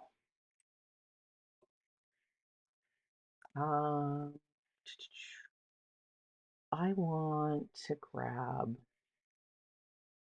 I'm really thinking more like a burnt sienna feeling. So I don't want to bring burnt sienna in because I haven't used it yet, but bringing this permanent magenta in, this is giving me more of like that burnt sienna, right? Because remember, that is a very cool leaning, as far as the reds go, it's leaning towards blue. So that's like red, blue. I mix yellow in with that. I'm going to get this kind of muted brownish. That's what I'm looking for.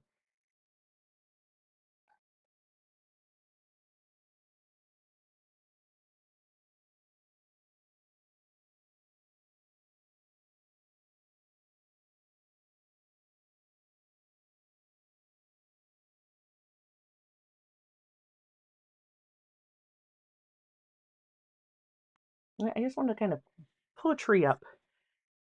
It comes out from behind this one. I kind of went in between. Let's do another.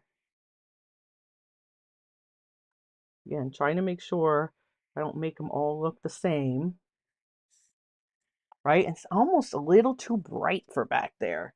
Like it needs to be that, but lighter. So let's just, I'm just going to kind of track back over what I just painted and see if I can't lift a little. There we go. So again, not too much water on my brush, but just kind of retrace my brush strokes there so it's damp and lifted out. That's fine. It's whatever. That's fine. Make this a little bit lighter.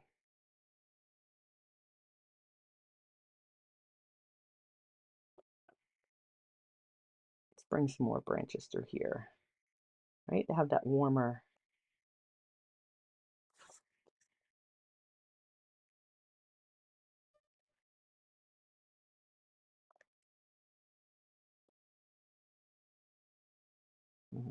I already wet that spot on the paper, so it's not going to let me get a nice clean branch.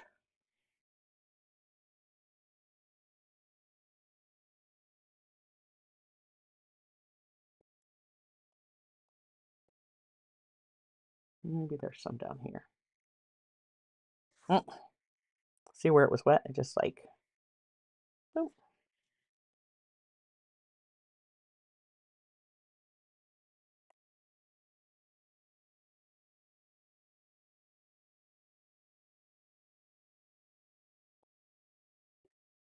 Yeah, I'm liking that better.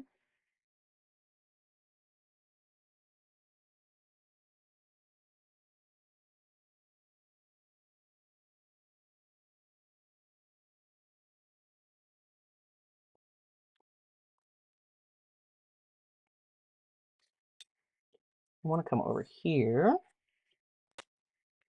I don't want to make what I just did get fuzzy. So I'm just going to kind of cover that while I spritz that space. I'm going to come back over to this.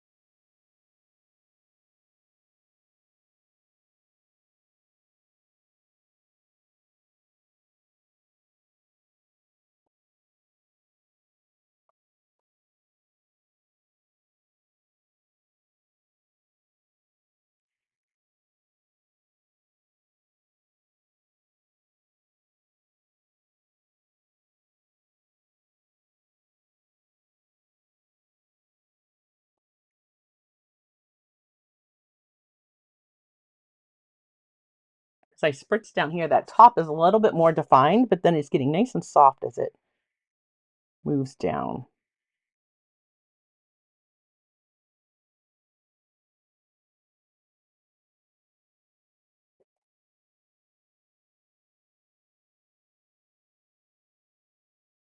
I feel like my tree went a little crooked there instead of being straight.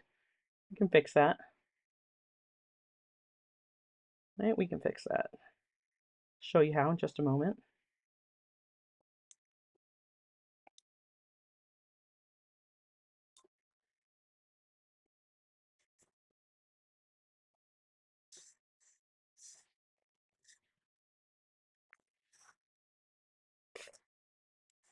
I just want to soften up the top a little bit more.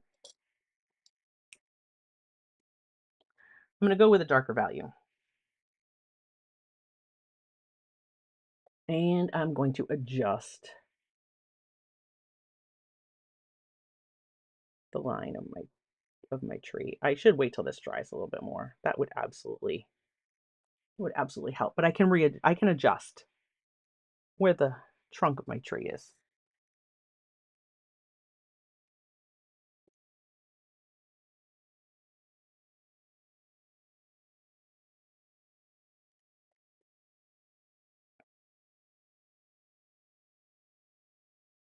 I'll certainly bring it over a little bit more if I need to. Again, that's going to be more in the distance.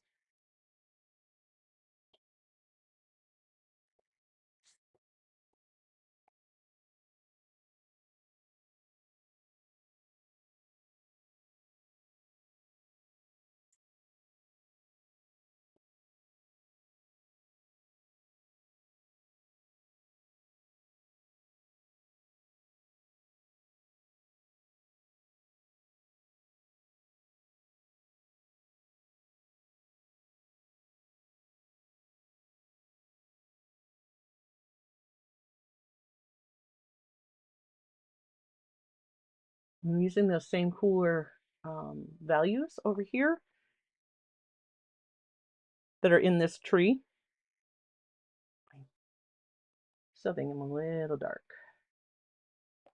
Lighten that up.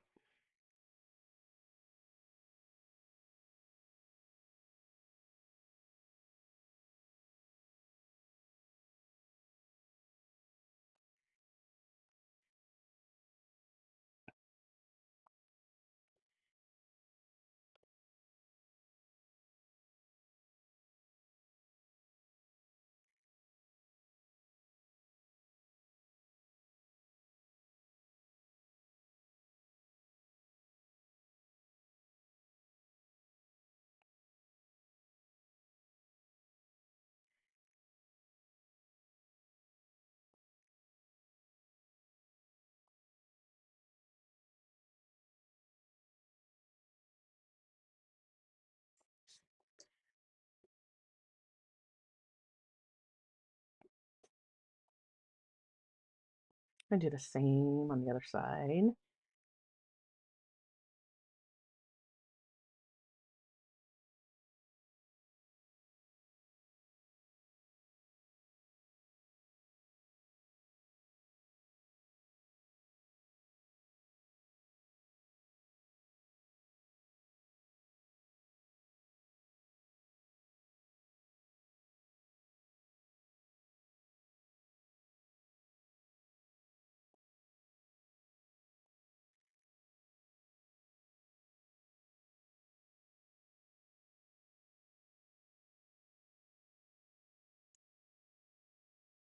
Very dry brush here. Just kind of letting it dance around. I want to see through some of that.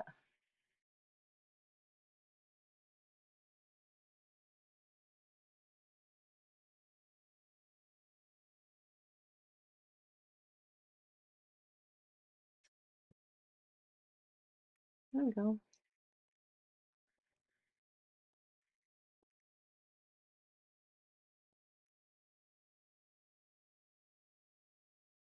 But just on its own, like this could be a great little composition. Still, it's not what I had envisioned when I started. Like I want like some big trees here, a couple birds up there. Um, but I'm liking what we have so far. I think this is one that if you guys are interested, I might return to and see what else comes of this. I'm really I know it's one that if it sits here in the studio, I'll keep fidgeting and adding to it, because this is definitely not the whole vision of what I saw in what I wanted to paint today. So let me know whether you're here live or you are here watching on replay. Do you want to see some more? Do you want to see this continue? See what it can become. All right, that's a little too wet. A little too wet. I want my brush a little bit drier than that. So again, I'm just going to pull some of that water out of the belly of my brush.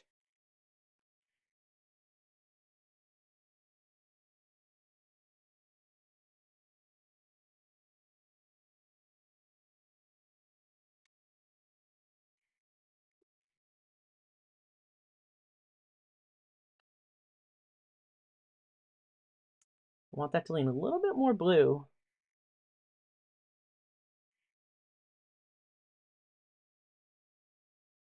There we go. So definitely a lot more permanent magenta than perylene green. Just want to add like there's a little shrubbery there or something.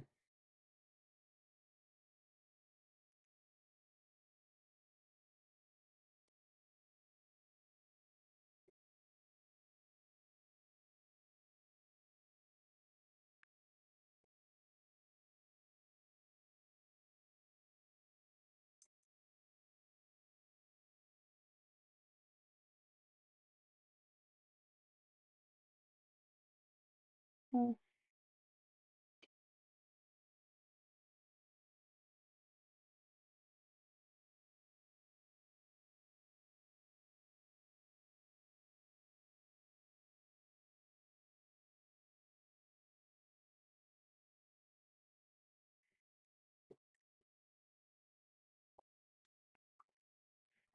I'm gonna take my sticks around.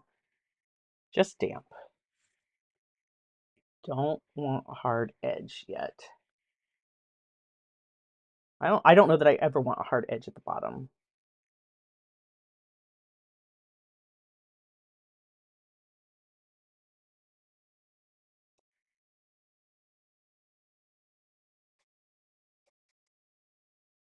Could have even grabbed my size 10 round. If it pushes a bloom up into this, I'm not going to be worried about it. I will just come back and, something else will go there. So it won't be a mistake, that's for sure.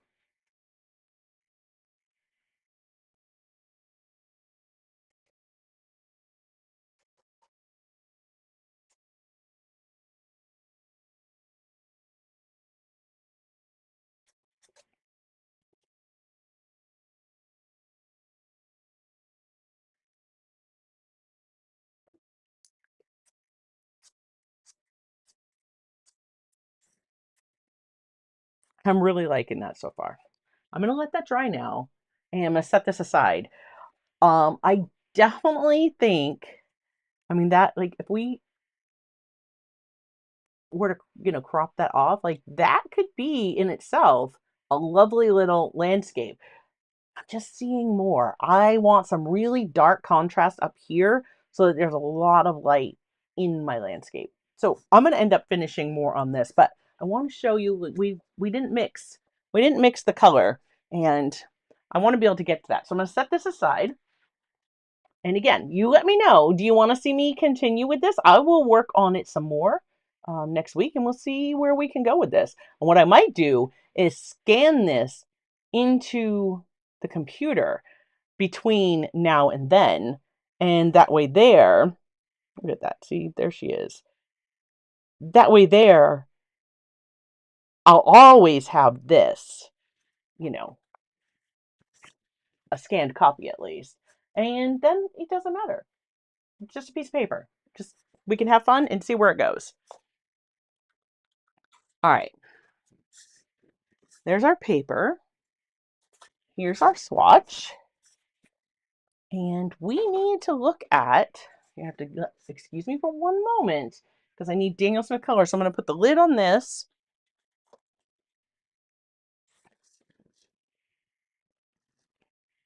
And I'll be using this, obviously, the same palette, same colors, when we come back to finish this, if that's what you guys want to see.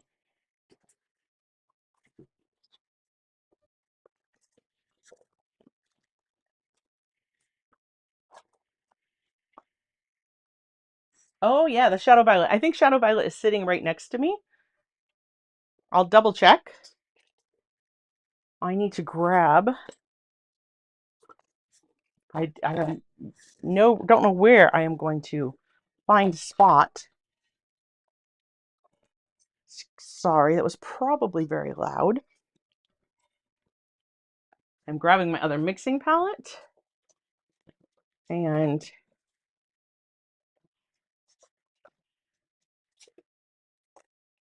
some scrap pieces and my giant Daniel Smith palette. Okay. Which I don't have labeled, so it's going to be fun. This palette is like a work in progress. So, yeah, it doesn't even fit on my desk right now.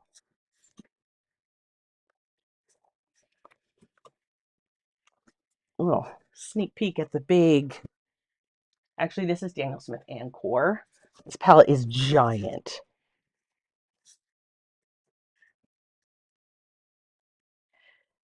The other chair says, "Could you try Viridian, like that was a PG-18?" I don't know, because that is going to be very it might be a little too green. See, I have some of these. I've started labeling some. This is such a look at that palette. I just don't have the space. Like this is like a dream palette. It actually has a Lazy Susan bottom, and I'm just like, if only I had the space. Yeah.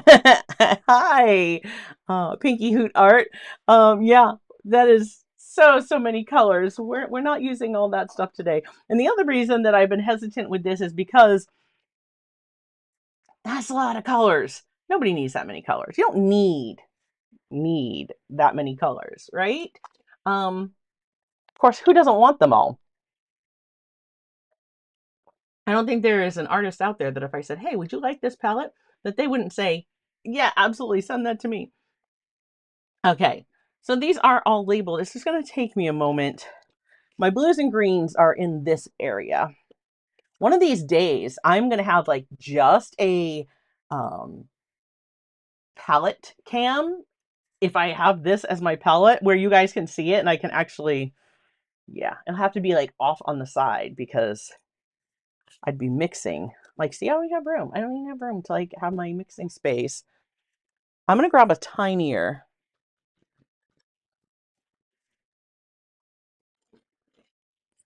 There we go. This is actually an old, I got this at the Dollar Tree. It had like a picture frame stand, like you could write on this and just stand it up. I was like, nope, that's a palette.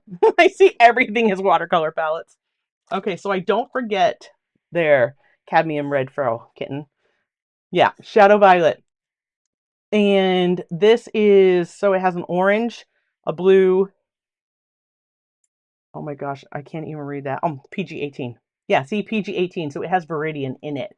That's why I was saying that I thought mixing that perling green with the PB19 looked more like shadow violet. I'm like, now that I've moved that palette aside, I will show you though what shadow violet looks like in comparison to what we were just doing. I wish I would have put a swatch on here.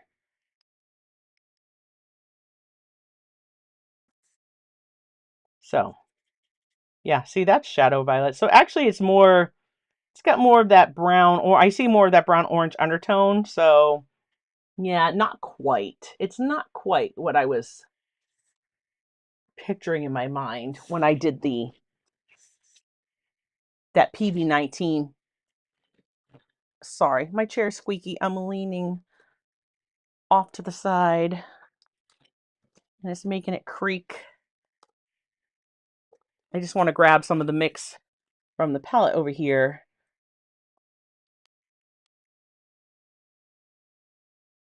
right? So there's, whoops, this is that. Yes, definitely closer to, like you said, moon glow. Definitely looks closer to like a moon glow than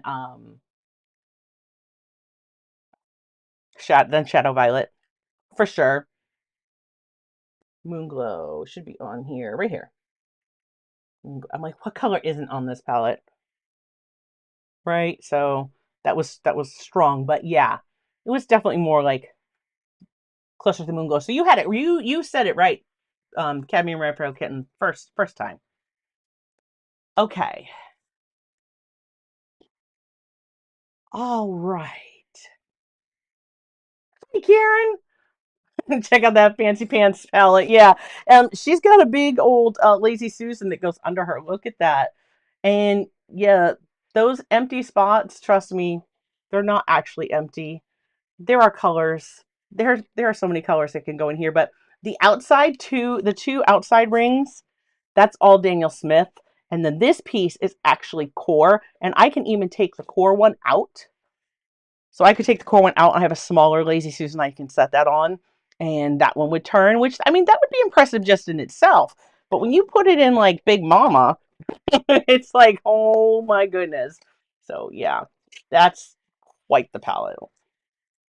All right, so let's look at our Mayan Blue Genuine. So we are going to need, when we talk about phthalo blue, where are my scrap papers? Right here. When we talk about, oh, you're so welcome. Did you see it with the moon glow? Right? Phthalo blue, that's like, wow. So bold. So bold. It is not, that is not the undertone I see when I look at this color. So just to double check, cadmium red pearl kitten, that's moon glow. That's the mix we were doing with the PBK 31 and the PV19. Yeah, so close to moon glow. You like nailed it right from the start. Um,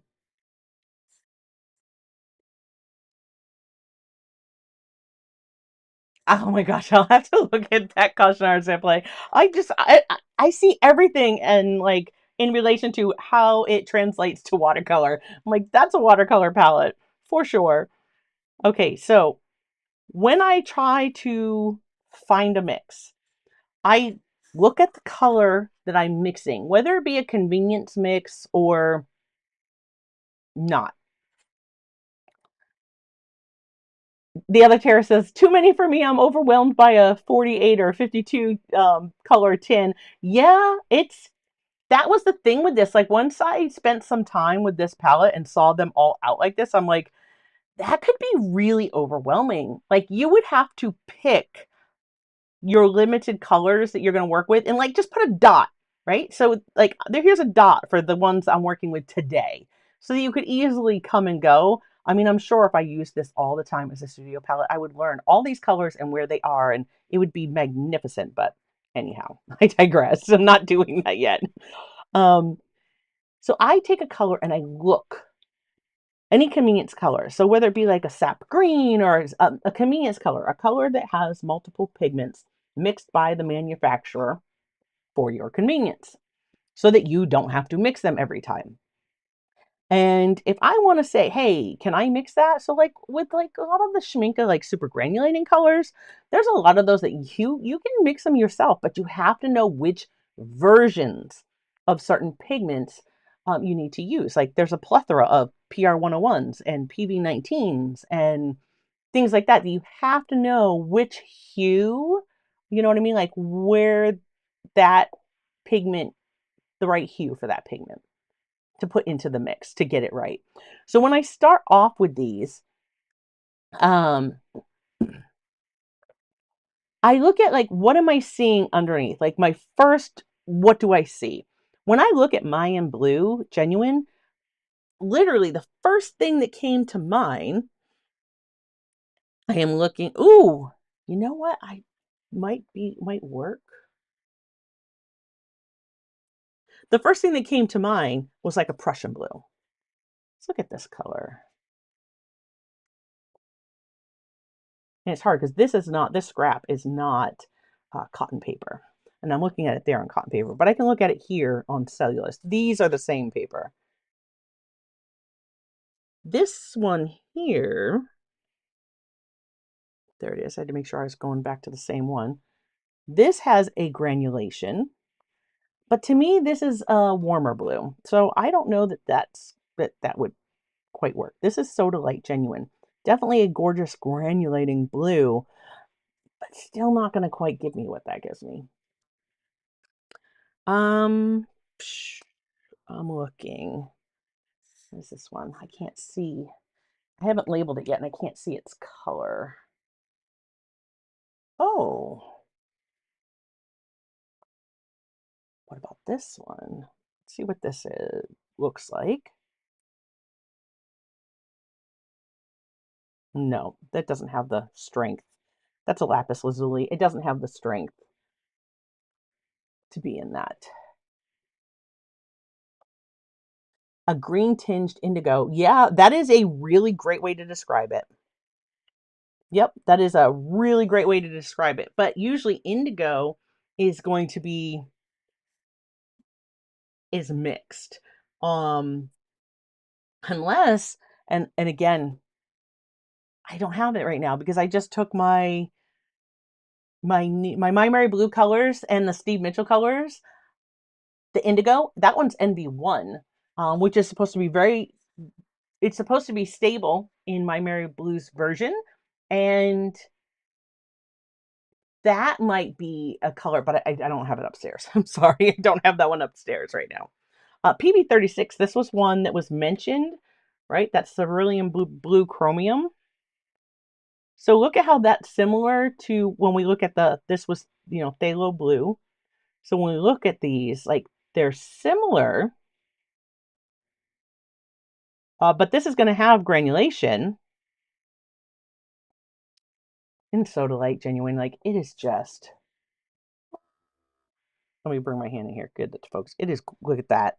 It is gorgeous. That is a must-have on my palette. Like I just can't go without Soda Light Genuine on my Daniel Smith palette. So these undertones are really speaking that blue-green. What is this one? Oh my gosh, I do. I feel it. Prussian Blue, PB27. This is the one I was looking for. Light Fast 1. So remember, I said, she's,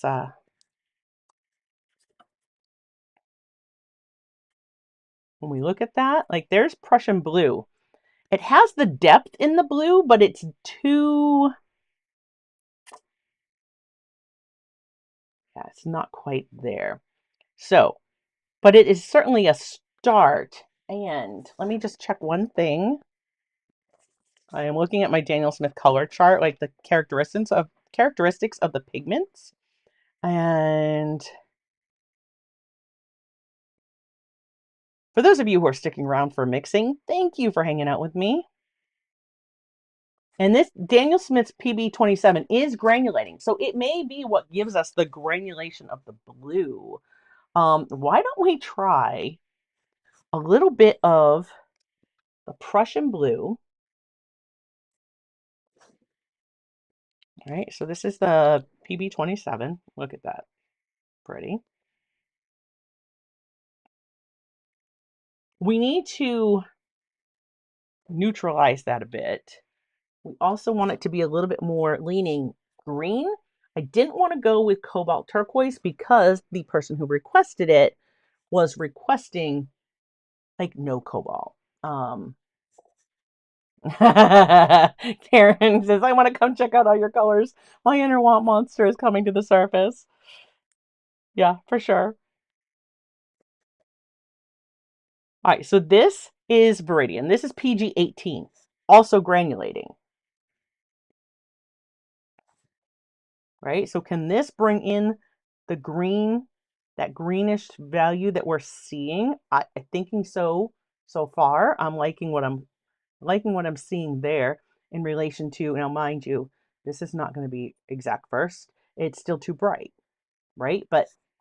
And you can't see, so let me move that down. Okay, it's still too bright. This doesn't quite have what it takes yet, but darn if it's not getting closer. Okay, so we got Prussian blue. We've got our PG-18 there. Oh my gosh, that would be cool. Gosh, an artist at places. I think it would be fun doing a painting of that palette on a round canvas. Yeah, that would be fun. Okay, I want to bring in, I need, oh, here's where like start to play. Like this is PBK 31. We were just using it, but this is Daniel Smith's version. Could some of this neutralize it enough? I don't think so. No, yeah, that's a negative. That brings it too green. So that's a no. We've got Prussian blue, Viridian. What is this guy? That's Blue Appetite Genuine. Um,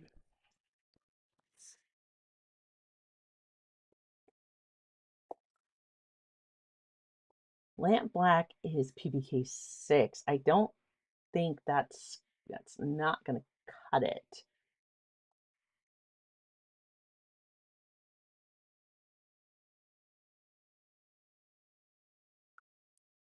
That would be. I'm like, Lunar Black is just like the one I want to love to go to. Um, Apparently I have a Daniel Smith Ivory Black PBK 9 because I made a spot for it, but I haven't filled it yet. So it's there somewhere. I think I have it in a stick.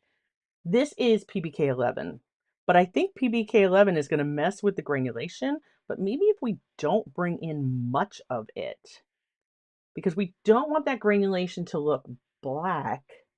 Well, we have two other granulating colors. So our Prussian blue, right? Our True Viridian, PG-18, to get that more green aspect. Let's grab a little bit more. Okay. And let's try adding a little bit, just a touch, of Lunar Black.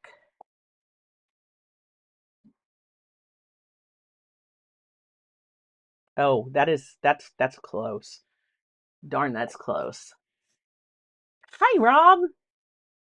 Well, Rob, this fancy pants palette was a gift from a friend. Guys, oh, Rob is the one who actually blessed me with this palette. And it is, like I said, it's amazing. She's not finished yet. She's still got a ways to go. Oh, I might have. See, I do that all the time. Like I might have gone a little too far. Um, yeah, came a little bit back a little bit too hard on the blue. And then I do that and I go, oh no, it's a little bit too hard on the black. Actually, I think I just grabbed some more PG-18. All right. Oh, there we go. That might be it. So who said PG-18? Because great choice. I don't know if it'll get like smoky like the original does. Let's just see. This separates, so if it's gonna separate, if I put a little bit too much of these in here, like that's gonna separate out. So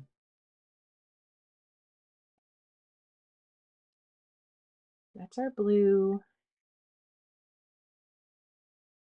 There's our PG-18, which I'm choosing over like a PG-7 because it also has that granulating quality, right? PG-7 phthalo green, I think would be too much.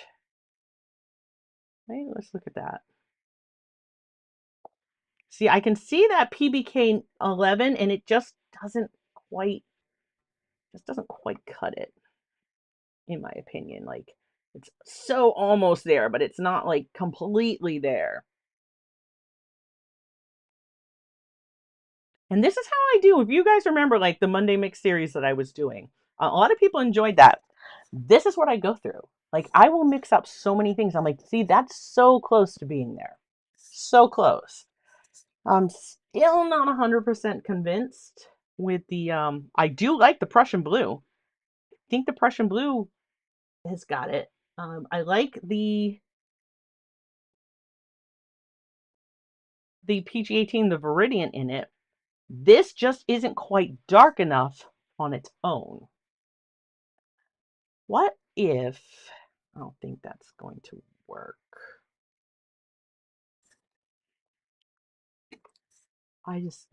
This is what I do. This is my process. Okay, ready? This is Twin Burnt Orange. This is PO48. I went for the complement instead of throwing in a black. I went for a complementary color, and I'm using PO48 to desaturate this and try to go. Oh, that I don't know, guys. That might be better, because now we're going to get some of that granulation from. We're going to get that granulation from the PG18 and the PB27.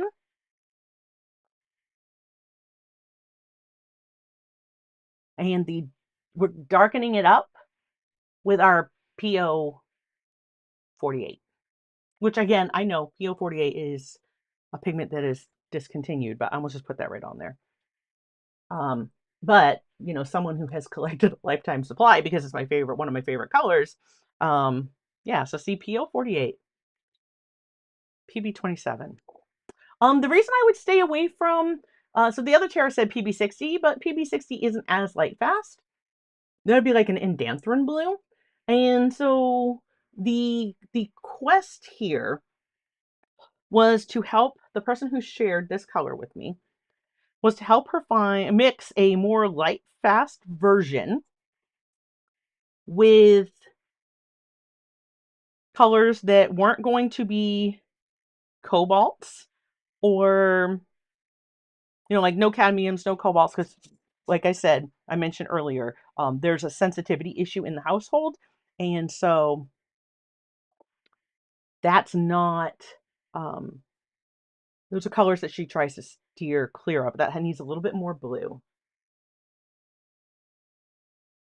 I dampened that blue, so now like I barely touch it and I grab a ton of it. That's okay, because we can just, the more I do this, the faster I get at making it right.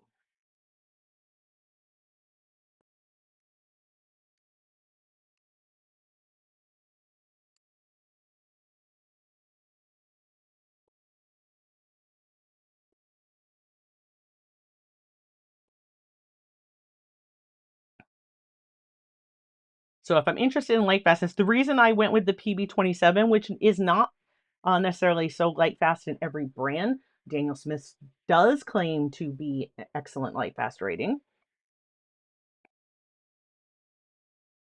I think that's it right there. I think we did it.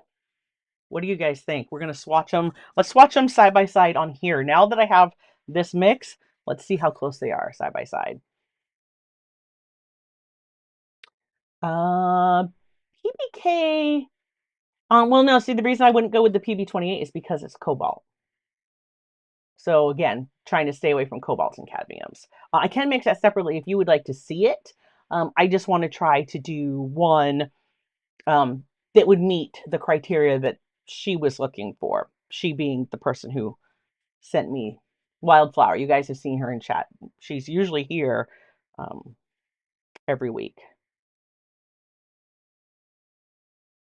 All right, you ready? Oh my goodness. I think that's it. Like, the eye test says we've got it right here as far as that Mayan blue goes.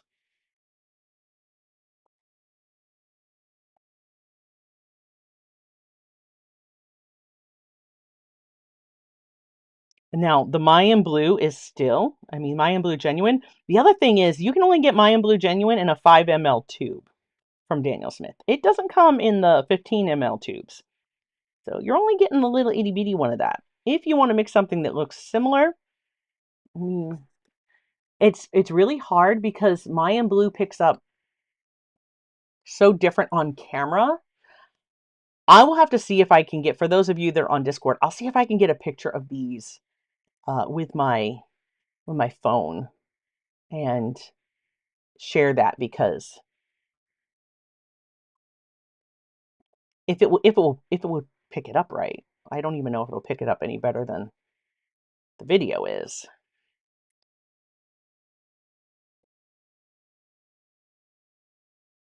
So again, this is on Arch or Arches, whichever you prefer. I'm not going to give you a hard time for how you want to pronounce it. So there we go. I think those are so very, very close. Again, the camera's showing this way greener. By looking at these by eye, PB27 Prussian Blue by Daniel Smith. It's granulating. PG18 Viridian. Again, Daniel Smith. It's granulating. PO48. Throwing in the blue, the complement to get that desaturated darker value without using a black that just kind of wants to take over and mess it up. Because when I look at this where our black was, I can see all of that PBK11 sitting right on top. Nothing is not a lovely color in itself, but it's not close to this. So I think those definitely work. The the Cadmium Red Broken says that palette just screams color experiments. It does. I absolutely love this. I love having all the colors out, and this is actually is not all of my Daniel Smith colors. These two, the two outer ring, they are my Daniel Smith colors that I like to paint with. I'm just going to clear this off so I can do those last two requests real quick. But yeah, I have more. Like I have interference colors and stuff like that, but I rarely ever use them. They weren't getting a spot, not even on this big old girl. There just wasn't enough room to allow for them. And can I just share one more time now that she's dry? And that's on the cellulose paper. Look at this Sodalite Genuine. If you don't have that color, she's like a must-have. That's Lapis Lazuli Genuine. That was the Cerulean Blue Chromium. And so you had asked about that Cerulean Blue Chromium and the PBK 31, the Perling Green. So Cerulean Blue Chromium is right here. Right? You said PB 36. I'm just double checking. No, you said PBK. Excuse me, you did not. You said PBK 31. That is, oh my gosh. See, this is why I need her labeled. I need her labeled so well. No, that's undersea green, sep green. I'm like, come on, dark, rare green. Oh my goodness, where is she? I used it. I looked at it already.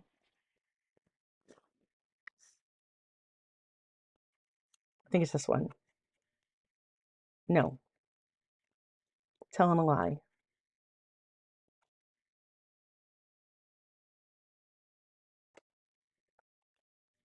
Oh my goodness. My apologies. She's gone missing. I literally just used her. Well, I'm looking for my Perling Green. Right here. Oh my goodness. It should have bit me. Okay, PBK 31. And you wanted to see it mixed with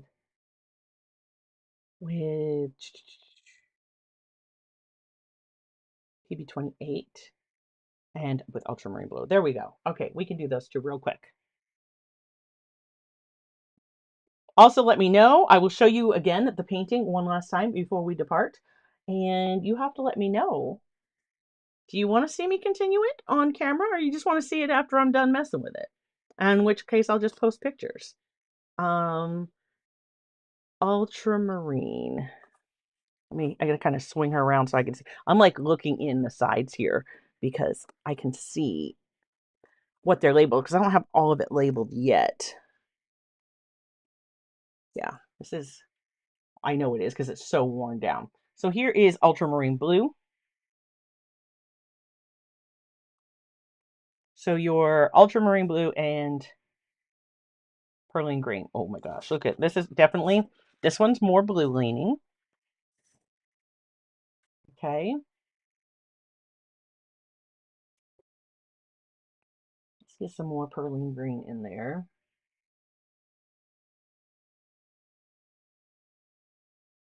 All right, let's go midway. Let's get some more. Isn't she gorgeous?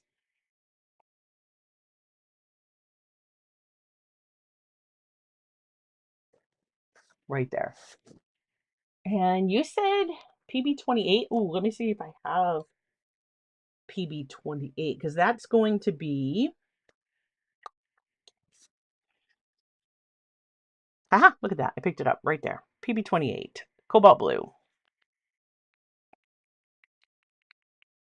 This one I have in a stick, and I love the sticks, especially in these little, the wells that are for this palette because they just hold a chunk of stick so nicely.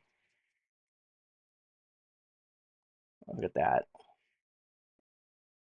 All right, here we go. So you wanted PB28. Now let's start to bring in our PBK31. Go more. Go more.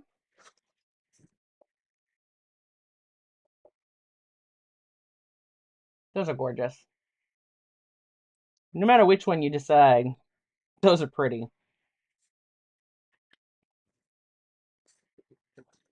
Let me just kind of let that move. Letting that ultramarine one just kind of drift back down. There was a bit of water. Look at the granulation you get, though, with both of those. So ultramarine blue to perlene green, PB29, PBK31, cobalt blue, wow, PB28 to PBK31.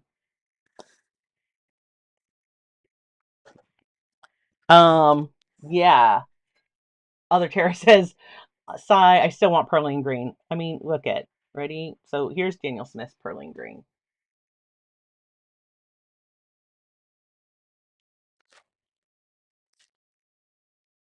It is gorgeous.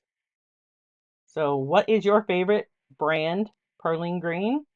I don't know. I'd have to pull my perlene green swatches and see who makes the best perlene green. Now that's subjective, so you guys have to tell me what you think. You're welcome, Cadmium Rum Feral Kitten. You are very welcome. Okay, so I hope that when Wildflower watches this, that it looks a little different now that it's dry. I still think you can play with this mixture and get pretty close. Again, you can't tell by looking at it on video. On looking at them on paper, they are a lot similar. Maybe it still needs a little tweaking. I don't know. I don't know. Oh, I promise you one other thing. This Winsor & Newton Aqua Green. Anybody know what the pigments are that are in this? Because Winsor & Newton won't say. Look at this one. This is one that is going to be added to my collection because, I mean, come on. Look at that. And this leans bluer than what you see on camera is very green. This leans, it leans much, it leans not much, but it leans more blue. And Winsor & Newton does not share what is in this color. Like, what is up with that? That drives me crazy. Like, just come on. I get it. It's proprietary. We can't know. I'm gonna say it's probably definitely got some. It looks like phthalo green, but you look at like phthalo green, phthalo blue. I think phthalo green. Where's phthalo blue? Phthalo blue, green shade. Right? Like, I mean, they're so close. There's just a little bit of darkness going on in here. So I would almost wonder if this too has just a hint of something else going on to desaturate it just a little bit. Because of course, I just reached it into PO48 again. I mean, those are, I'd have to wait till they dry to see. Is there granulation happening in this one? I don't know. That's why I came in with plenty of water. You see that up close. If I can get it, I need to bring my hand in to get it to focus. See the color? I mean, that's granulation happening there. So I don't know. I don't know. Maybe that has some Prussian blue and some phthalo green. Maybe that's it. I don't know. I'm going to play with that one too and see if I can't figure out a dupe for it. I hope you guys have enjoyed hanging out with me today. I certainly always enjoy hanging out with you. Let me just bring it back up. Here she is, our little intuitive painting we started today. I still saw this with much bigger, darker, really get in and play with that perling green. So these were all the new colors I added to my PWC Shinhan palette. Um, yeah, I just want some more perling green, some bigger trees and some larger, like with the craggy branches and such. Maybe a couple birds flying back there. That's how I pictured it. You want to see me work on this one some more, just let me know, and maybe we will continue that in another live session. Um, or I will just share it with you. Either way, I'm going to scan that in first so that, it doesn't matter. I can't really mess it up because I will have it for forever. This big girl, she's got a lid too. Like I said, she also has a Lazy Susan. Oh, I can bring it in. You ready? I think the smaller part, yeah, the smaller section in the inside section, that has a lid too. So if I wanted to take out, like these are my core, and if I wanted to take out the core, because I was just painting with core, which you guys have seen me do this before, I can put this on the Lazy Susan. It also has a separate cover.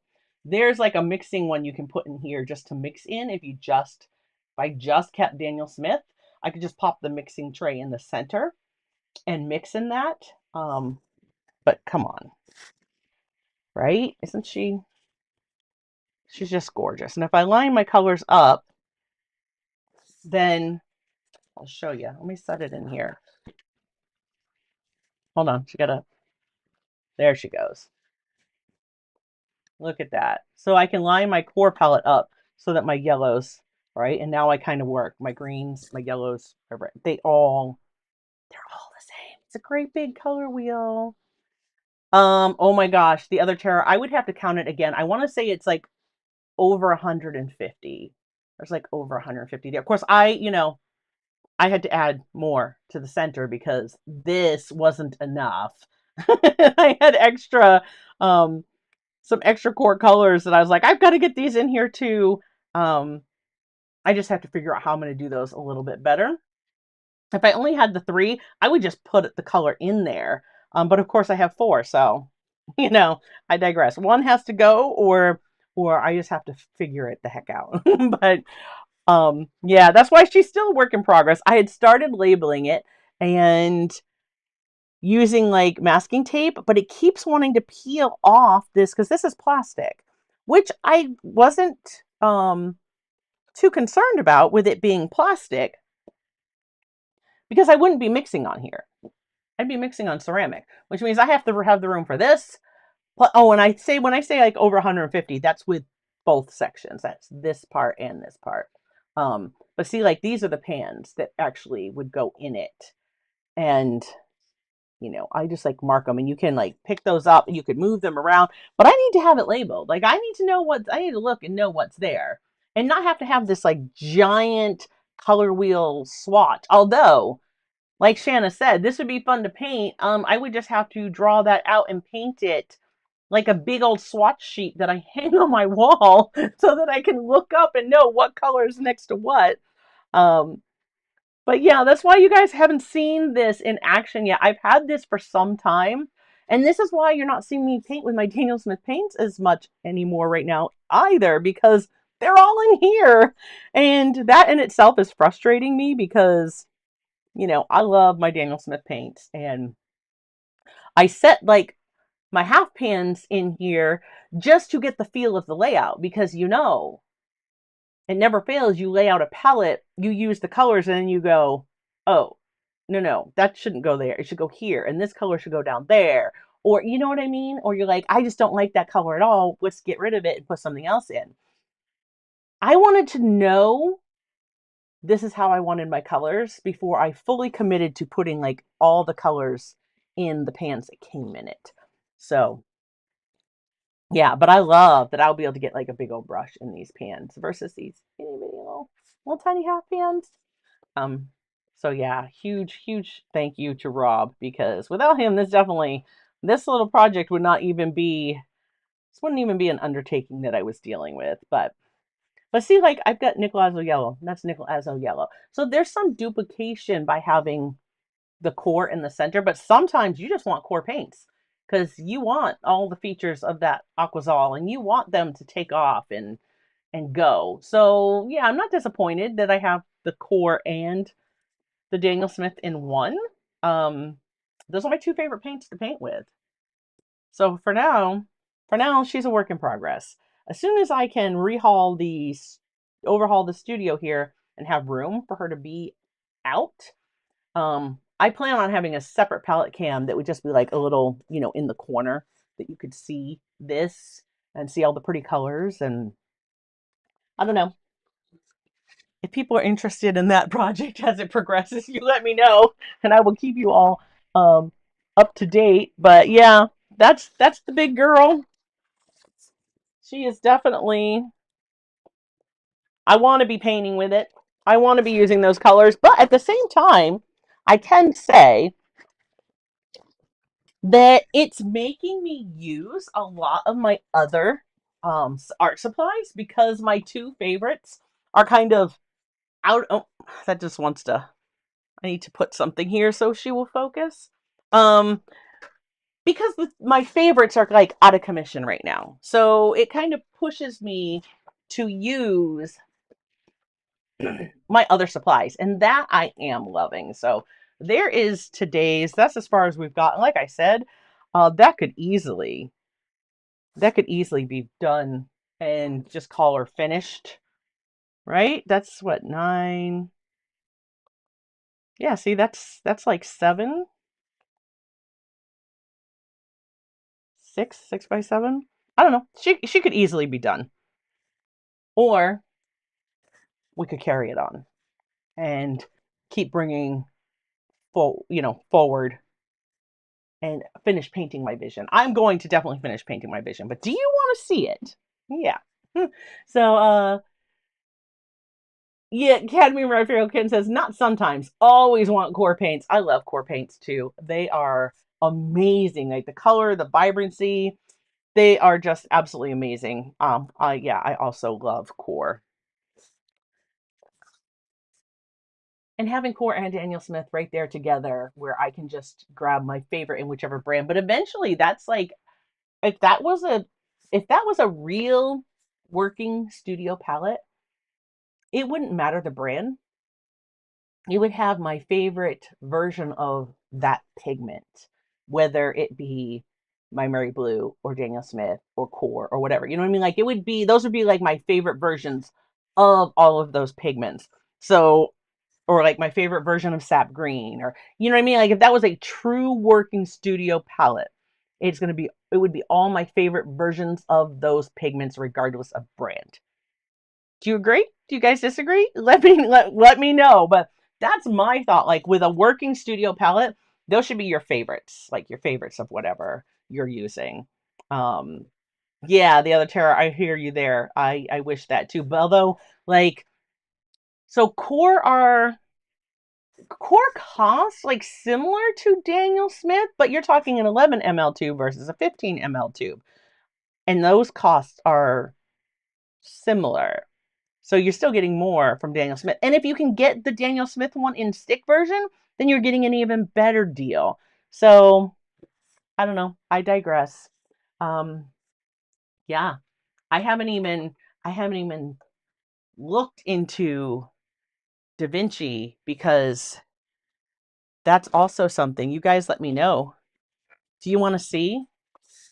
Da Vinci has sent me, this is their complete line of watercolors.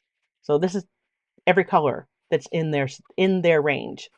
Um, do you guys want to spend a live stream looking at the complete range of Da Vinci? Is Da Vinci a paint that you're curious about? Because that is another one that I have wanted to look at for some time, and I already have some of their colors. I already have a Da Vinci palette that I like, but these are all the colors. So if this is a brand that you want to see the full range of, drop me a comment and let me know. We will take a look at those, and that just adds even more, right? Even more things to choose from. I'm here for you. All right, guys. You know what? Until next time, let me know if you want to see this continue, and we can always do it in another stream, or I'll just finish her up. And I'm going to scan it like this first. And then, oh my goodness, the other terror. Yeah, because you're across the pond. You're over there, right, in Scotland. So not here. Daniel Smith is pricey here, and Core needs a second mortgage. I hear that Core is. It's a little bit more, but um, Da Vinci, Core, Daniel Smith, M. Graham. Those are like 4 U.S. based watercolor brands.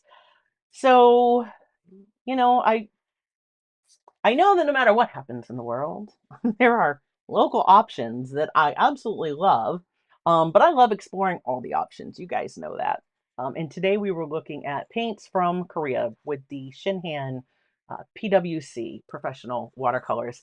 I really love what I'm seeing here. I am so glad I chose these colors to add to my palette. That's gorgeous. Let me know what you guys think. If you want to see more of this, drop me a comment. And until next time, my friends, keep creating, and I will see you in a video real soon. Thanks for hanging out with me a little bit longer today. Bye, guys.